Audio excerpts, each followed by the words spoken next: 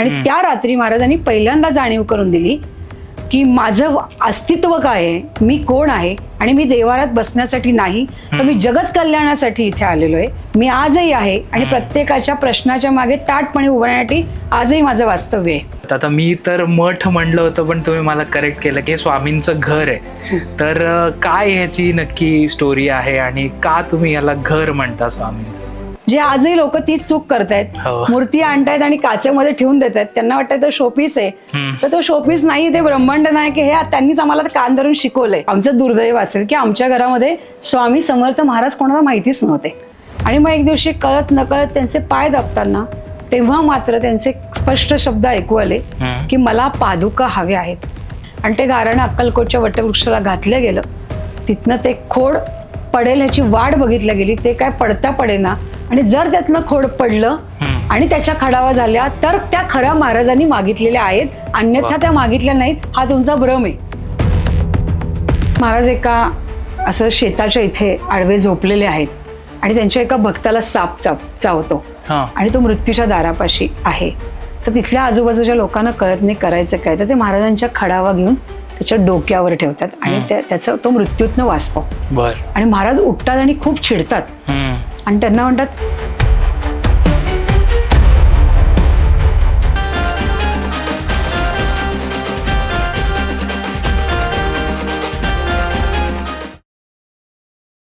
कॉस्मोस्टार media present sweet टॉक्सच्या आजच्या पॉडकास्टमध्ये तुमच्या सगळ्यांचं मनापासून स्वागत. आपण बरेच स्वामींवर पॉडकास्ट केलेले आहेत आणि तुम्हाला ते खूप आवडले आहेत. त्यामुळे आज आम्ही एक आगळा वेगळा पॉडकास्ट तुमच्यासाठी घेऊन आलेलो आहोत आणि त्याच्यासाठी आपल्यासोबत आहेत भावे काकू. तर काकू, तुमचं स्वागत आहे आमच्या पॉडकास्टवर. श्री स्वामी समर्थ महाराज की जय. आणि म्हणजे आता पहिल्यांदी लोक तुम्हाला बघत असतील आमच्या पॉडकास्ट थ्रू, तर थोडीशी तुमची ओळख करून द्या. ओळख म्हणजे फक्त नाव सांगते स्वतःचं, कारण इथे ब्रह्मांड नायक बसलेत, त्यांच्यासमोर आपली ओळख खूप छोटी असते. त्यांनीच कधीतरी कोणाला तरी सुचवलेलं नाव म्हणजे माझं जागृती भावे. स्वामीमय आयुष्य झालंय, फक्त महाराजांपुरतं आयुष्य राहिले. आणि इथे जे तुम्ही महाराजांचं स्थान बघताय ते महाराजांचं घर म्हणून ओळखलं जातं, जिथे प्रत्येकाला आधार मिळतो, आनंद मिळतो आणि त्याला एक नवीन दिशा मिळते. अशासाठी महाराज येऊन इथे स्वतः येऊन बसलेले आहेत. आणि म्हणून नेहमी पहिल्यांदा महाराजांना आपण ब्रह्मांड नायक म्हणतो, गुरु म्हणतो, म्हणून त्यांना पहिलं वंदन करूयात आणि मग महाराजांच्या आणखीन काही गोष्टींकडे वळूयात. वा. गुरुर्ब्रह्मा गुरुर्विष्णू गुरुर्देव महेश्वरः गुरुर् साक्षात परब्रह्म तस्मै श्री गुरवे नमः. श्री स्वामी समर्थ महाराज की जय. वा, एवढा छान आता आपली सुरुवात होते. तर मला प्रेक्षकांना आम्ही पॉडकास्ट सुरू करायच्या आधी हेच सांगावं असं वाटेल की तुम्ही सगळे पॉडकास्ट बघता पण चॅनलला सबस्क्राईब करत नाही. सो प्लीज तुम्ही चॅनलला सबस्क्राईब करा, म्हणजे असे आम्हाला पॉडकास्ट घेऊन येता येतील आणि ते तुमच्यापर्यंत सगळ्यात आधी पोचतील. तर काकू, चालू करूयात आजच्या पॉडकास्टला. आणि मला पहिले तुम्हाला हेच विचारावं असं वाटेल की या काय म्हणतात, आता मी तर मठ म्हणलं होतं पण तुम्ही मला करेक्ट केलं की हे स्वामींचं घर आहे. तर काय ह्याची नक्की स्टोरी आहे आणि का तुम्ही याला घर म्हणता स्वामींचं? स्वामींचं घर म्हणण्याच्या मागचा उद्देश किंवा हे आम्ही काही ठरवलं नाहीये, हे महाराजांनी स्वतःच ठरवलंय. कारण महाराजांचे अनेक मठ सगळ्या महाराष्ट्रात, म्हणजे इव्हन महाराष्ट्राच्या बाहेर पण खूप मोठ्या प्रमाणात आहेत. महाराजांचे भक्तही अनेक ठिकाणी आहेत. महाराजांची मंदिरं देखील अनेक ठिकाणी आहेत. महाराजांच्या स्वतःनी दिलेल्या पादुकांची स्थानं पण अनेक ठिकाणी आहेत. आणि लोक तिथे त्या त्या ठिकाणी जाऊन दर्शन वगैरे ते सगळं घेत असतात. पण महाराजांच्या बाबतीत एक गोष्ट आहे, ती अतिशय मनापासून सांगावीशी वाटते की कोणीच माणूस जाऊन महाराजांना मी तुमचं भक्त आहे असं खरं तर म्हणू शकत नाही. महाराज स्वतःचे भक्त स्वतः सिलेक्ट करतात. वा. ते सांगतात की तू माझा भक्त हो आणि मी तुझा गुरु आहे हे आता मी निश्चित केलंय. आणि जेव्हा असं ठरवलं जातं तेव्हा एक खूप मोठा दिलासा मिळतो. आणि असे म्हणून जे स्वतःला जे भक्त म्हणवतायत मंडळी, ते स्वतः भक्त नाहीये, त्यांना महाराजांनी भक्त केलंय त्यांचं. त्यांच्या प्रेमात त्यांना विलीन करण्यासाठी महाराज त्यांना त्यांचे भक्त म्हणवतायत. तर अशीच एक गोष्ट आमच्या आयुष्यात घडली की महाराजांपर्यंत आम्ही जाऊन नाही पोचलो, तर महाराजांनी त्यांच्याकडे आम्हाला बोलवून घेतलं. म्हणजे प्रत्येकालाच, म्हणजे आता खूप जणांकडनं ऐकलं जातं की आमच्या घरामध्ये पूर्वीपासून महाराजांचं खूप केलं जायचं, आमच्याकडे खूप आजी करत होती, आजोबा करत होते, स्वामींचे खूप भक्त आहेत आमच्याकडे, आम्ही अक्कलकोटला अनेकदा जायचो. तर आमच्याकडे अशी गंमत आहे किंवा आमचं दुर्दैव असेल की आमच्या घरामध्ये स्वामी समर्थ महाराज कोणाला माहितीच नव्हते. स्वामींचं काही आहे हे कोणाला माहितीच नव्हतं. माझी आई होती अमरावतीची, अकोल्याची, तिला गजानन महाराज माहिती होते. आमचं लहानपण शेगावमध्ये गेलं. शेगावमध्ये जाऊन दर्शन घ्यायचं, गर्दीत उभं राहायचं, लाईनमध्ये उभं राहायचं, प्रसाद घ्यायचा आणि यायचं, एवढंच शेगावचं आणि आमचं नातं. स्वामी समर्थ महाराज अशी काही शक्ती आहे असं कोणी येऊन सांगितलं देखील नाही की बाबा तुम्हाला काही वाटलं तर इथे त्या स्वामींचा मठ आहे तर तिथे तुम्ही जा, असं कोणी कधी सांगितलंच नाही. पण आपल्या आयुष्यामध्ये इतके चढउतार होत असतात, इतके प्रश्न निर्माण होत असतात किंवा इतका आनंद असतो. आनंदात तर कोणी शक्यतो कमी प्रमाणात देवाकडे जाणं होतं, पण दुःखात मात्र माणूस देवाला शोधायला लागतो. आणि अशा वेळेस आम्ही अशाच एका भयंकर मोठ्या कौटुंबिक संकटात अडकलो आणि आम्हाला असं लक्षात आलं की आपण ज्यांच्याकडे हक्काने जाऊ असं म्हणतो अशी कुठलीच घरं आता दारं उघडत नाहीयेत. मग कुठे जायचं कळत नव्हतं, कुणाला सल्ला विचारावा ते कळत नव्हतं की तो व्यक्ती बरोबर सांगेल का नाही, का आपल्या अडचणीचा तो फायदा घेईल, हे कधी कधी आपल्याला कळत नसतं. आणि अशाच वेळेस आता पुण्यात असल्यामुळे जी काही श्रद्धास्थानं जी असतात, दगडूशेठ गणपती असो, सारसबाग असो, तांबडी जोगेश्वरी असो, कसबा गणपती, अशा ठिकाणी माणूस फिरतो, जातो, नमस्कार करतो. तसंच आमचंही एक चक्र सुरू झालं होतं आणि आम्ही अशा मंदिरांमध्ये जाऊन दर्शन घेऊन, बाबा तुमचीच आता आम्हाला साथ आहे तर तुम्ही आमच्या पाठीशी राहा. तर तसंच करता करता आम्ही दगडूशेठच्या दर्शनाला गेलो. दर्शन घेतलं आणि प्रदक्षिणा घालण्याच्या निमित्ताने मागच्या बाजूला आलो आणि तिथे मागे एक मूर्तीचं मंदिर आहे, दुकान आहे. तिथे प्रचंड सुंदर मूर्ती सगळ्यांच्याच आहेत, म्हणजे सगळ्या देवांच्या. आणि या सगळ्या गर्दीमध्ये स्वामींचा एक रॅक होता, फक्त स्वामींच्या मूर्ती होत्या. आणि त्या रॅक मधनं एका कदाचित मूर्तीने मला अट्रॅक्ट केलं की मला घेऊन चल. ती शोभेसाठी होती का कशासाठी होती माहित नाही, पण ती खूपच आवडली मूर्ती आणि ती मूर्ती घरी आणल्या गेली. आणि फक्त तेव्हा कुठेतरी माहिती होतं की हे स्वामी समर्थ आहेत, म्हणजे यांचं काय, यांच्या लीला काय, हे काय आहेत, कशाचं काही माहिती नाही. आणि ती मूर्ती घेतल्यावरती माझ्या मुलीने विचारलं हे कोण आहेत, म्हणलं श्री स्वामी समर्थ आहेत. मग आपण का घेतोय मूर्ती, म्हणलं माहित नाही, खूप आवडली, छान वाटतंय, प्रसन्न वाटतंय, किती सुंदर वाटतायत ते, अगदी असं वाटतंय आपले आजोबा आहेत. खरंय, खूप चेहरा आपुलकीने आपलेसा वाटणार आहे. आणि मग त्या निमित्ताने छोटी मूर्ती महाराजांची खरं तर 9 वर्षापूर्वी घेतल्या गेली. आणि ते आल्यावर कदाचित प्रश्न तिथेच असतील, पण ते आल्यावर त्याचा एक आधार वाढायला लागला, कॉन्फिडन्स वाढायला लागला. त्या मूर्तीकडे बघितलं की आपलेपणा वाढायला लागला की आपलं कोणीतरी आहे. आता ते प्रश्न सोडवत आहेत का नाही सोडवत ते कळत नव्हतं, किंवा आपण त्यांना काय करायचं ते कळत नव्हतं. पण फक्त एक कॉन्फिडन्स वाढत होता, एक आत्मविश्वास वाढत होता की काहीतरी सुटतंय, काहीतरी सुटत चाललंय, काहीतरी पुढे सरकत चाललोय आपण. आणि तेही आले तर आम्ही काय फार त्यांची बर्दास्त नाही ठेवू शकलो. एका टेबलावर त्यांना ठेवून दिलं, जे आजही लोक तीच चूक करतायत, मूर्ती आणतायत आणि काचेमध्ये ठेवून देत आहेत. त्यांना वाटतं तो शोपीस आहे, तर तो शोपीस नाही, ते ब्रह्मांड नाही, की हे त्यांनीच आम्हाला कान धरून शिकवलंय.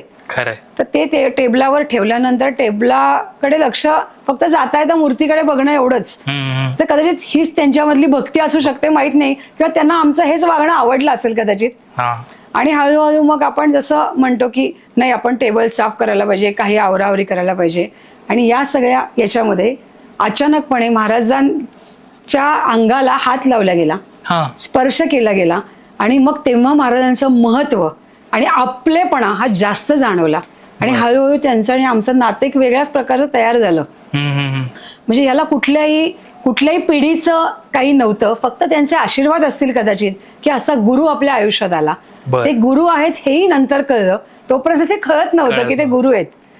आणि मग हळूहळू काय करायचं असतं, मग तेव्हा काय असं गुगल नव्हतं की तिथे काय फोटो काय घालायचं, टोप्या घालायच्या, फेटा घालायचा, काय करायचं माहिती नव्हतं. पण मग असंच दुकानात जाताना सहज काय करावं मग ते म्हणले, एक असे कपड्यांचा गठ्ठा ठेवला होता. म्हटलं काय आहे हे? तर काही नाही, स्वामी समर्थांच्या अंगावर घालायची शाल आहे एका दुकानात सांगितलं. मग ती घेऊन आलो, ती घातली. माहिती नाही त्याची शिलाईच आवडली नाही. मग आपण घरी का नाही शिवायची? असं करत करत त्यांच्याबद्दलचं नातं हे वाढत गेलं. आणि हे आता कुणालाही करणं काही अवघड नाहीये, कारण एवढ्या ब्रह्मांड नायकाची सेवा जर अशा पद्धतीने करता येत असेल तर यापेक्षा दुसरा आनंद काय? आणि हळूहळू त्यांच्याशी नातं वाढत गेलं. वस्त्र घालताना म्हणा, त्यांचं अंग पुसताना म्हणा, किंवा आणखीन हळूहळू त्यांनीच शिकवलं, माझी पाठ दुखतीये, माझी पाठ चोळ, माझ्या डोक्यावरनं हात फिरव, माझे हात दाब, माझे पाय दाब. आता कुठलेही शब्द याकरता ऐकू नाही आले. या भावना त्यांनी मनात निर्माण केल्या, आपलेपणा निर्माण केला आणि हे काम सुरू झालं. मग त्यांचे पाय दाबणं, हात दाबणं, पाठ चोळणं सगळं सुरू झालं. मग असं वाटलं, जसं त्यांच्याबद्दलचं प्रेम वाढत गेलं, तर असं वाटलं की आपल्या घरात एक छोटासा देवारा आहे, त्याचा सेम त्यांना देवारा आणावा आणि त्यांना देवारात बसवावं, कारण त्यांचं वेगळं स्थान झालंय. मग त्याच्याकरता देवारा आणला, ठेवला. पण हे बाबा काही त्या देवारात बसायला तयार नव्हते. आणि तेव्हा मात्र त्यांनी मला जाणीव करून दिली की माझी ताकद काय. आणि त्या रात्री महाराजांनी पहिल्यांदा जाणीव करून दिली की माझं अस्तित्व काय आहे, मी कोण आहे, आणि मी देवारात बसण्यासाठी नाही, तर मी जगत कल्याणासाठी इथे आलेलो आहे. मी आजही गेलो नाहीये, मी आजही आहे आणि प्रत्येकाच्या प्रश्नाच्या मागे ताटपणे उभं राहण्यासाठी आजही माझं वास्तव्य आहे. मग त्यांनी मला देवारातनं ती मूर्ती बाहेर काढायला लावली आणि मग त्यांनी मला जणू काय असं सांगितलं की मला वटवृक्षाच्या खाली बसायचंय. आणि मग मी आर्टिफिशियल वटवृक्षाची पानं आणली आणि त्याच्या कडेला लावली. आणि तो एक आनंद होता की महाराज वटवृक्षाच्या खाली बसले. या भावना महाराजच निर्माण करू शकतात. कोणी त्रयस्थ माणूस येऊन तुम्हाला या गोष्टी नाही सांगू शकत. आणि हळूहळू म्हणून मी म्हटलं की गुरुनी शिष्याला शोधलंय आणि ते करायला लावलंय. आणि हळूहळू ते प्रेम वाढत गेलं. त्यांचं थोडी सेवाही म्हणणं आपल्या दृष्टीने खूप आपण मोठे शब्द वापरतो, खरं तर ती नसते. हळूहळू त्यांच्यापर्यंत जाण्याचा प्रयत्न तो केला जात होता. शेवटी ते कसं करून घ्यायचंय ते स्वतः ठरवत होते. आणि मग एक दिवशी कळत नकळत त्यांचे पाय दाबताना तेव्हा मात्र त्यांचे स्पष्ट शब्द ऐकू आले की मला पादुका हव्या आहेत. आणि हे स्पष्ट काना असे हे करत गेले, फिरत गेले की पादुका हव्यात म्हणजे त्यांना नक्की काय हवंय. पादुका म्हणजे कुठेतरी चित्रात बघितलंय की दत्ताच्या शेजारी पादुका असतात, स्वामींच्या फोटोच्या खाली पादुका असतात, आणि त्या पादुका ते पादुका म्हणतात त्यालाच पादुका म्हणतात का, इथपासून प्रश्न सुरू झाले. मग पादुका म्हटल्यावर घरात एक पादुका होते छोट्याच्या, त्यांच्या पायाला लावल्या, तर तेव्हा त्यांचा पाय मोठा झाला, त्या पादुका लहान झाल्या. तर ही जी त्यांची लीला होती ती पहिलीच त्यांनी आम्हाला दाखवली की तुम्ही इतरांच्या लीला आता आपण इतरांना सांगतोय किंवा महाराजांनी सांगण्याची संधी दिली आहे, पण स्वतः त्यांनी तो अनुभव पहिले मला दिला की मी काय पहिले तू जाणून घे आणि मग इतरांना सांग. खरंय. आणि मग हळूहळू लक्षात आलं की पादुका म्हणजे कशा असतात. मग एखाद्या गुरुजींशी बोलणं झालं, ते म्हणले कुठल्याही चांदीचा पादुका घ्या, त्याला काय आकार उकाराचे, महाराजांच्या पादुकांना आकार उकाराचं बंधन नाहीये की त्या 6 फुटीत असल्या पाहिजे, 7 फुटी असल्या पाहिजे. त्यांच्या उंचीप्रमाणे त्यावेळेस ज्या पादुका महाराज वापरत होते त्या त्यांनी त्यांच्या भक्तांना दिल्याच होत्या, प्रश्नच नाही. पण जेव्हा आपण इतके म्हणजे आपली एवढी भक्ती किती ह्याची आहे माहिती नाही, पण आपल्या विचारांची जी ठेवण असते ती महाराजच निर्माण करत असतात. तर त्याचा आकार उकार ठेवणारी इतकी पात्रता आपल्यात नसते. तर महाराजांनी पादुका दे म्हणले की पादुका दे. मग त्याकरता लक्ष्मी रोडला 3 महिने आम्ही फिरलो. पादुका लक्ष्मी रोडला चांदीच्या न मिळाव्यात, आणि अर्थात आमची आर्थिक परिस्थिती पण तशी नव्हती की चांदीची वस्तू ती घ्यावी. त्यावेळी महाराजांना कदाचित ते माहिती असेल की कदाचित ते आमची परीक्षा बघत असतील. खूप फिरलो आणि नंतर मात्र आवाज थांबत नव्हता. मग शेवटी थकलो, त्यांना प्रार्थना केली की महाराज कुठून शोधायच्या या. आणि माहिती नाही, त्या दिवशी परत गुरुजींचा फोन झाला. तर म्हणले मग महाराज पादुका नसतील म्हणत, खडावा म्हणत असतील, ज्या लाकडाच्या असतात. पादुका या चांदीच्या असतात, तर खडावा या लाकडाच्या असतात. तर अजूनही म्हणजे बऱ्याच लोकांना अजून त्यातला फरक आजही माहित नाहीये. बरोबर. तर त्या ज्या खडावा आहेत तर त्या महाराजांना हव्या असतील, कारण पूर्वी महाराज खडावा वापरत होते. चांदीच्या आल्या त्या स्वामी सुतांनी त्यांना दिल्या आणि त्या त्यांनी पायात घातल्या, आणि त्याच्यानंतर त्यांचा जो आनंदाचा प्रवास होता आणि मग स्वामी सुतांनी त्या मुंबईत प्रस्थापित केल्या. हे त्यांचं नातं खूपच वेगळं आहे. ते भाग्यवान होते, तशी भाग्यता आपल्यात कधी येणार माहिती नाहीये. पण त्या खडावा म्हटल्यानंतर मग त्यांना म्हटलं मग काय करायचंय, तर तेव्हा वटवृक्षाला चौकट नव्हती, तेव्हा त्याला असं काही हे घातलेलं नव्हतं, जसं आज बार वगैरे घातलं त्याचं काही नव्हतं. ते मग असं प्रत्यक्ष वटवृक्ष दिसायचा, एका खोडातनं दुसरा खोड आलाय दिसायचं, तो आनंद वाटायचा. तेव्हा सांगितलं गुरुजींनी की त्याला गाराणं घाला, आणि जर त्यातनं खोड पडलं आणि त्याच्या खडावा झाल्या तर त्या खऱ्या महाराजांनी मागितलेल्या आहेत, अन्यथा त्या मागितल्या नाहीत, हा तुमचा भ्रम आहे. अच्छा. म्हणजे आता इथपर्यंत येऊन ते पोचलेलं होतं. आता कळलं की आपला हा भ्रम आहे की नाही महाराजच सिद्ध करतील. त्यामुळे आम्ही अक्कलकोटला यायचं का नाही, तुम्ही तिथनच मनोभावे ती मागा. ते सगळं झालं की मी कळवतो. आणि मग इथनच मनोभावे की महाराज तुम्ही ज्या खडावा म्हणताय, तुम्ही जे म्हणताय, जे आम्हाला कळत नाही ते तुम्हीच निर्माण करायचंय. आणि ते गाराणं अक्कलकोटच्या वटवृक्षाला घातलं गेलं. तिथनं ते खोड पडेल ह्याची वाट बघितल्या गेली, ते काय पडता पडेना. ते महाराज गुरुजींना विचारलं काय झालं, ते म्हणले तुमचं तेवढं भाग्य असावं लागतं. बोंबला भाग्याचा हिशोब निघाला तर कधीच काउंट होत नाही. आणि कसं आपलं भाग्य आपण कसं सिद्ध करणार, आपली कर्म आपण कशी सिद्ध करणार, आणि कोणाला जाऊन विचारणार की मी चांगलं केलंय का वाईट केलंय. तर ते म्हणले ठीक आहे, आता वाट बघायची. म्हणजे आता सगळा खेळ आपल्या कर्मावरून महाराजांनी थोपवला. म्हणजे नेहमी महाराज म्हणतात की जी फलितं मिळतात ती कर्मावर मिळतात. म्हणजे परत येऊन महाराजांनी आपल्याला गोलगोल फिरवून तिथेच अडकवलं होतं. पण महाराजांच्या त्या सगळ्याच्यात त्यांनी मधल्या काळात बऱ्याच मठांमध्ये मला फिरवलं. अनेक पादुकांचं दर्शन घेण्याची संधी त्यांनी मला दिली. तिथे जाऊन पादुकांचा कसा अभिषेक होतो, कशा ठेवल्या जातात याचं जणू काही त्यांनी मला ज्ञान दिलं. मग त्याच्यानंतर एक अचानक एक पादुकांचा डबा दिसला, आणि मग मात्र राहवलं नाही की आता या पादुका आपल्या कधी येणार आहेत. आणि तो दिवस होता महाशिवरात्रीचा आदला दिवस. अच्छा. आणि तो डबा दिसल्यानंतर मग गुरुजींना परत फोन केला. म्हणलं आता आपण बोलणी खाणार आहोत, आपल्या कर्माची अजून आपली नोंदणी झालेली नसेल बहुतेक. पण ते म्हणले की आज चांगला दिवस आहे, आज ते खोड पडलेलं आहे. तिथले एक शिपाई दादा तेच त्या पादुका तयार करतात, पूर्वी ते तेच करायचे. आणि त्या पादुका मी दुसऱ्या दिवशी सकाळी 3 वाजता महाशिवरात्रीच्या निमित्ताने समाधी मठावरती अभिषेकासाठी मागवून घेतलेल्या आहेत. त्याला मी लघुरुद्राचा अभिषेक करणार आहे, आणि त्याच्यानंतर त्या तुम्ही येऊन घेऊन जा. आता मात्र राहवला नाही की त्या पादुका आकार कसा आहे त्याचा, त्या कशा दिसते. छोट्या मुलाचा जन्म झाल्यावर जसं आईला उत्सुकता असते की आपलं बाळ आहे तरी कसं, तर तसंच त्या पादुकांची ती सुरू झाली. मग नंतर गुरुजींनी समाधी मठावरती त्या पादुका ठेवल्या, त्याचा फोटो काढून आम्हाला पाठवला. आम्ही घळाघळा रडलो की महाराजांची अनंत कृपा आहे की लाकडी रंग आणि त्या पादुका दिसत आहेत आपल्याला, आणि या आता आपल्याकडे येणार आहेत. आणि 3 वाजल्यापासनं त्या दिवशी महाशिवरात्रीच्या निमित्ताने जो समाधी मठामध्ये जे सुरू होतं अभिषेक लघुरुद्र, ते काश्मीरपासून कन्याकुमारीपर्यंत सगळे गुरुजी येऊन ते करतात. अहोभाग्य होतं की तसं काही घडणार आहे आपल्या पादुकांबाबतीत. आणि इथे आमचा जीव कासावीस होता, तिथे अभिषेक चालू होता. गुरुजी मधून अधून फोटो पाठवत होते. आणि गंमत अशी झाली की तो अभिषेक चालू असताना एकानी जे होते, जे अभिषेक करत होते, ते म्हणले की या पादुका कोणाच्या आहेत, म्हणजे कोणी मागवल्या आहेत या, किंवा कोणाला द्यायच्या आहेत. तर ते म्हणले का हो, तर ते म्हणले तुम्ही या मला द्या, माझ्या घरी न्यायचे आणि यांना दुसरे द्या. ते म्हणले नाही, ज्या ठिकाणी या चालल्या तिथे महाराजांचं प्रत्यक्ष वास्तव्य आहे आणि तिथे त्या चालल्यात. म्हणजे अजून एक पॉझिटिव्ह गोष्ट आम्हाला मिळाली की महाराजांचं वास्तव्य या घरामध्ये निश्चित आहे. जे ठोके वाजल्या गेलेत ते समाधी मठाच्या आत वाजले गेले.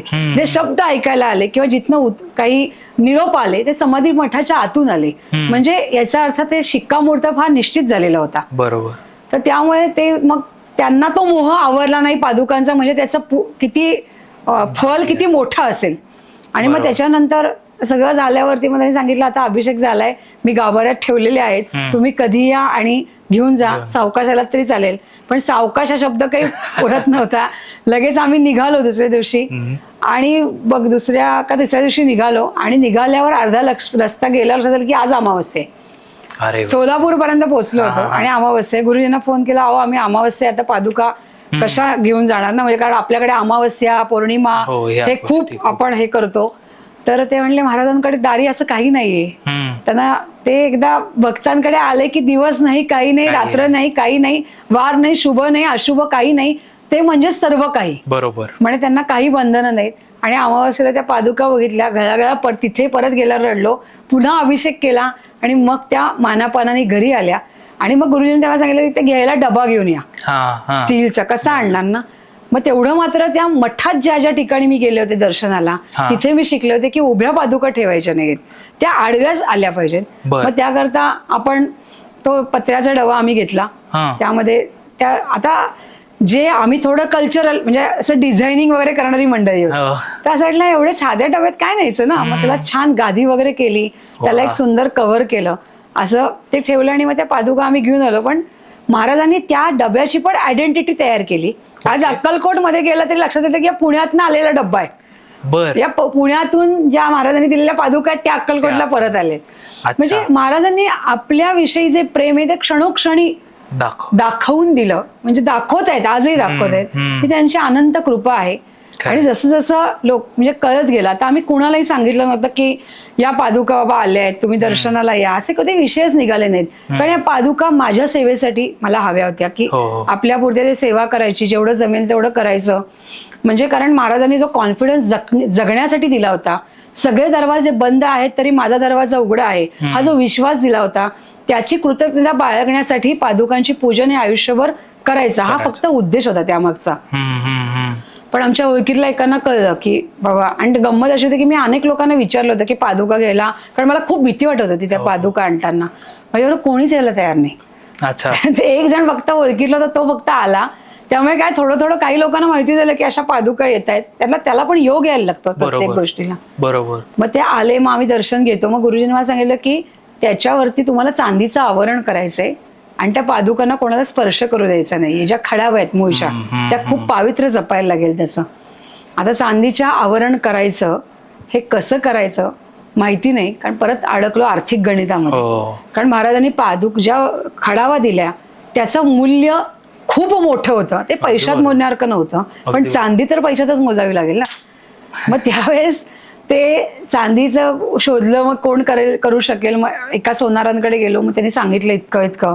मग त्यांनी सांगितलं की नाही, असं देवाचं असं असतं वस्तूंचं की तुम्ही ज्या दिवशी घ्यायला याल त्या दिवशीची चांदीची कॉस्ट असते ती तुम्हाला द्यावी लागते, असं त्याचे व्यवहार आधी होत नाही. मग तर आणखीनच धडधड वाढली, कारण त्या दिवशी चांदी किती रकमेत असेल माहिती नाही. पण महाराजांची ती ही लीला आघात होती. आता चांगलं का वाईट या शब्दाला कधी कधी काही अर्थ नसतो. त्यावेळेस लॉकडाऊन पडलं. अच्छा. चांदीच्या किमती खाली आल्या, सोनारांची दुकानं बंद झाली. आता कव्हर कुठनं आणणार आणि दर्शनाचं काय करणार, कारण प्रगट दिन पण त्यावेळेस आला होता. पण लकीली त्या ज्या चांदीचं आवरण होतं महाराजांचं, ते ज्यांच्याकडे दिलं होतं त्यांच्याकडे हातातच होतं. त्यांनी आम्हाला त्या दिवशी ते आणून पण दिलं. ही सगळी रचना महाराजांनी आपोआपच घडवून आणली होती. म्हणजे त्यांना जे करवून घ्यायचं असं ते बरोबर ते करवून घेतात. आणि त्या दिवशी मग आम्हाला कळे ना आता त्यांना काय द्यायचंय, कारण दुकान तर बंद झालंय, पैशाचा व्यवहार आता गुगल पे नि एवढंच होऊ शकतं. मग त्यांना विचारलं कसं द्यायचं, ते म्हणले नाही आता जेव्हा लॉकडाऊन उघडेल ना तेव्हा तुम्ही द्या. आता लॉकडाऊन कधी उघडेल, त्यावेळेस तर पहिलं होतं लॉकडाऊन. ते म्हणजे सगळ्यांना अपेक्षित होते की 2-4 दिवसामध्ये हा विषय संपून जाईल, पण तसं काहीच घडत नव्हतं. मग 4 दिवस वाट बघितली, काहीच होईना. मग शेवटी गुगलवरती चांदीची कॉस्ट बघितली आणि त्यांना ते पैसे पाठवून दिले. पण आम्ही जे अपेक्षित होते त्याच्या 3 पट खाली महाराजांनी ती रक्कम आणली होती. ही निव्वळ महाराजांची आपल्या भक्तांबाबतीचं जे प्रेम आहे ना, हे सिद्ध करतं, प्रत्येक वेळेस सिद्ध करतं. अगदी बरोबर. त्यामुळे ते मग असं हळूहळू लोकांपर्यंत जायला लागलं की इथे पादुका आहेत. मग 1-2 लोक आली, 2-3 आली. मग एक जण आल्या त्याने डोकं वाकून नमस्कार केला, कारण मी सगळ्यांना त्यावेळेस माहित नाही मी का सांगत होते वाकून नमस्कार करा, महाराज आहेत आपले ब्रह्मांड नायक आहेत. तेव्हा फक्त पादुका आणि छोटी मूर्ती एवढंच होतं. आणि छोट्याशा टेबलावरच आम्ही हे सगळं ठेवलं होतं आणि माझ्या छोट्याशा हॉलमध्ये ते होतं. मग त्या बाई आला, त्यांनी नमस्कार केला वाकून, आणि दुसऱ्या दिवशीपासून त्यांचा हात दुखायला लागला. बर. एवढा त्या म्हणल्या रडले मी रात्रभर, माझा हात प्रचंड दुखला. तर आता तेव्हा असं होतं की कधी यायचं, दर्शन घ्यायचं का. तर गुरुजींनी तेव्हा मठात मला सांगितलं होतं की नाही, इतर वेळेस दर्शन नको ठेवूस, फक्त गुरुवारी ठेव, म्हणजे तुला पण ते बरं पडेल, सोपं पडेल. तर मग ते त्यांना म्हटलं नाही, आता तुमचा हात दुखला तरी तुम्हाला मध्ये आधी नाही येता येणार, तुम्ही गुरुवारीच या. गुरुवारपर्यंत त्यांचा हात दुखायचा काही थांबेना. गुरुवारी परत आल्या, म्हटलं तुम्ही वाकाणी महाराजांना सांगा की माझा हात. तेव्हापासून महाराजांचं म्हणतात ना असं कम्युनिकेशन, महाराजांचा हात दुखतोय थांबवा ना, हे जे असतं ना प्रेमात, आपल्या हक्काचं प्रेम. मग ते तरी त्या वाकल्या तरी त्यांचा हात दुखायचा थांबला नाही. त्यांना म्हटलं मग असं काही घडलं आहे का की जे महाराजांबाबतीत राहिलंय तुमचं करायचं. कारण त्यांचा मुलगा होता 8 वर्षाचा होता. तर त्या म्हणल्या हो मला आता आठवतंय की मी याचा जन्म झाल्यावरती मी स्वामींना येईन असं अक्कलकोटला बोलले होते, जे माझं येण्याचं राहून गेलं होतं. आणि महाराज मला ते दुखण्यावरनं आठवण करून देत आहेत की माझ्या इथे येऊन दर्शन घेऊन जा माझं. अच्छा. म्हणजे या छोट्या छोट्या गोष्टी माणूस माणसामध्येच, माणसाच्या प्रत्येक प्रश्नाचं उत्तर त्याच्याकडेच असतं, फक्त ते आठवून देण्याचं काम महाराज करत असतात. खरंय. तर ते त्यांनी आठवून दिलं. मग त्यानंतर गेल्या की नाही मला माहिती नाहीये, कारण काय उठून जायचं, कारण त्यांचा व्यवसाय होता तो बंद करून त्याचा. हे सुद्धा महाराजांचेच उपकार असावे लागतात की तुम्हाला त्या सगळ्या बंधनातनं मोकळं करून त्यांच्या दारी त्यांनी आणणं, हेही त्यांचेच आशीर्वाद असायला लागतात. असं सहजासहजी ते काम नक्कीच होत नाही. बरोबर. मग त्याच्यानंतर त्यांचा परत एकदा फोन आला की माझा मुलगा जेवतच नाही, तो इतका बारीक होता की तो जेवायलाच तयार नाही.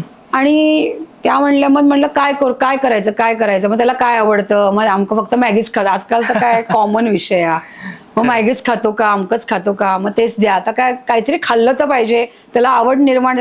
आता पूर्वीसारखं 2 धपाटे घालून हे खाल्लंच पाहिजे असं नाहीये ना आता. समोर द्यायचं, नाही खाल्लंस का बाबा नको खाऊस. पण मग अचानकपणे ते म्हणले तुम्ही बघा ना काय होतंय का. आणि अचानकपणे महाराजांच्या समोर उभं राहिलं. महाराज म्हणले त्याला सांग की त्याला आता कपभर दूध द्यायला सांग, त्याची भूक वाढेल. अच्छा. असं म्हणल्यानंतर मी पण एकदम स्तब्ध झाले की असं पहिल्यांदाच काहीतरी उत्तर मी ऐकलं होतं. आणि मी त्यांना फोन करून सांगितलं की महाराज म्हणतायत की त्याला कपभर दूध दे साखर घालून आणि त्याची भूक वाढेल, तो जेवायला लागेल. तो म्हणला ताई तो दूधच प्यायला नाही आयुष्यात कधी, त्याला दूध आवडतच नाही, तर दूध पिऊच शकत नाही. आणि त्याला दूध प्यायलं की कफ होतो, डॉक्टरने दूध बंद सांगितले. अरे बापरे. महाराजांनी हा निरोप दिलाय आणि ते तर प्यायचं नाहीये त्याला. म्हणलं मी ते तुमच्यावर सोपवते, ज्यांनी तो निरोप दिलाय मी तुमच्यापर्यंत दिलाय, तुम्ही आता ठरवा. पण माझा विश्वास आहे महाराज जे सांगतात ते नक्कीच त्याचं चांगल्यासाठी सांगणार, त्याचं वाईट ते का करतील ना. त्याला कफ करून आजारी पडणं आपल्या आजोबांची वृत्ती असूच शकत नाही ती. खरंय. आणि मग थोड्या वेळाने दीड तासांनी त्यांचा फोन आला की त्यांनी अख्खं कपभर दूध प्यायलंय, त्याला काही त्रास झाला नाहीये आणि आता माझ्याकडे तो फक्त पोळी भाजी जेवायला मागते. अरे बापरे. तर ही महाराजांची अनंत कृपा. आणि त्यानंतर तो जेवायचा थांबला नाही, म्हणजे त्याची भूक कधी मेली नाही.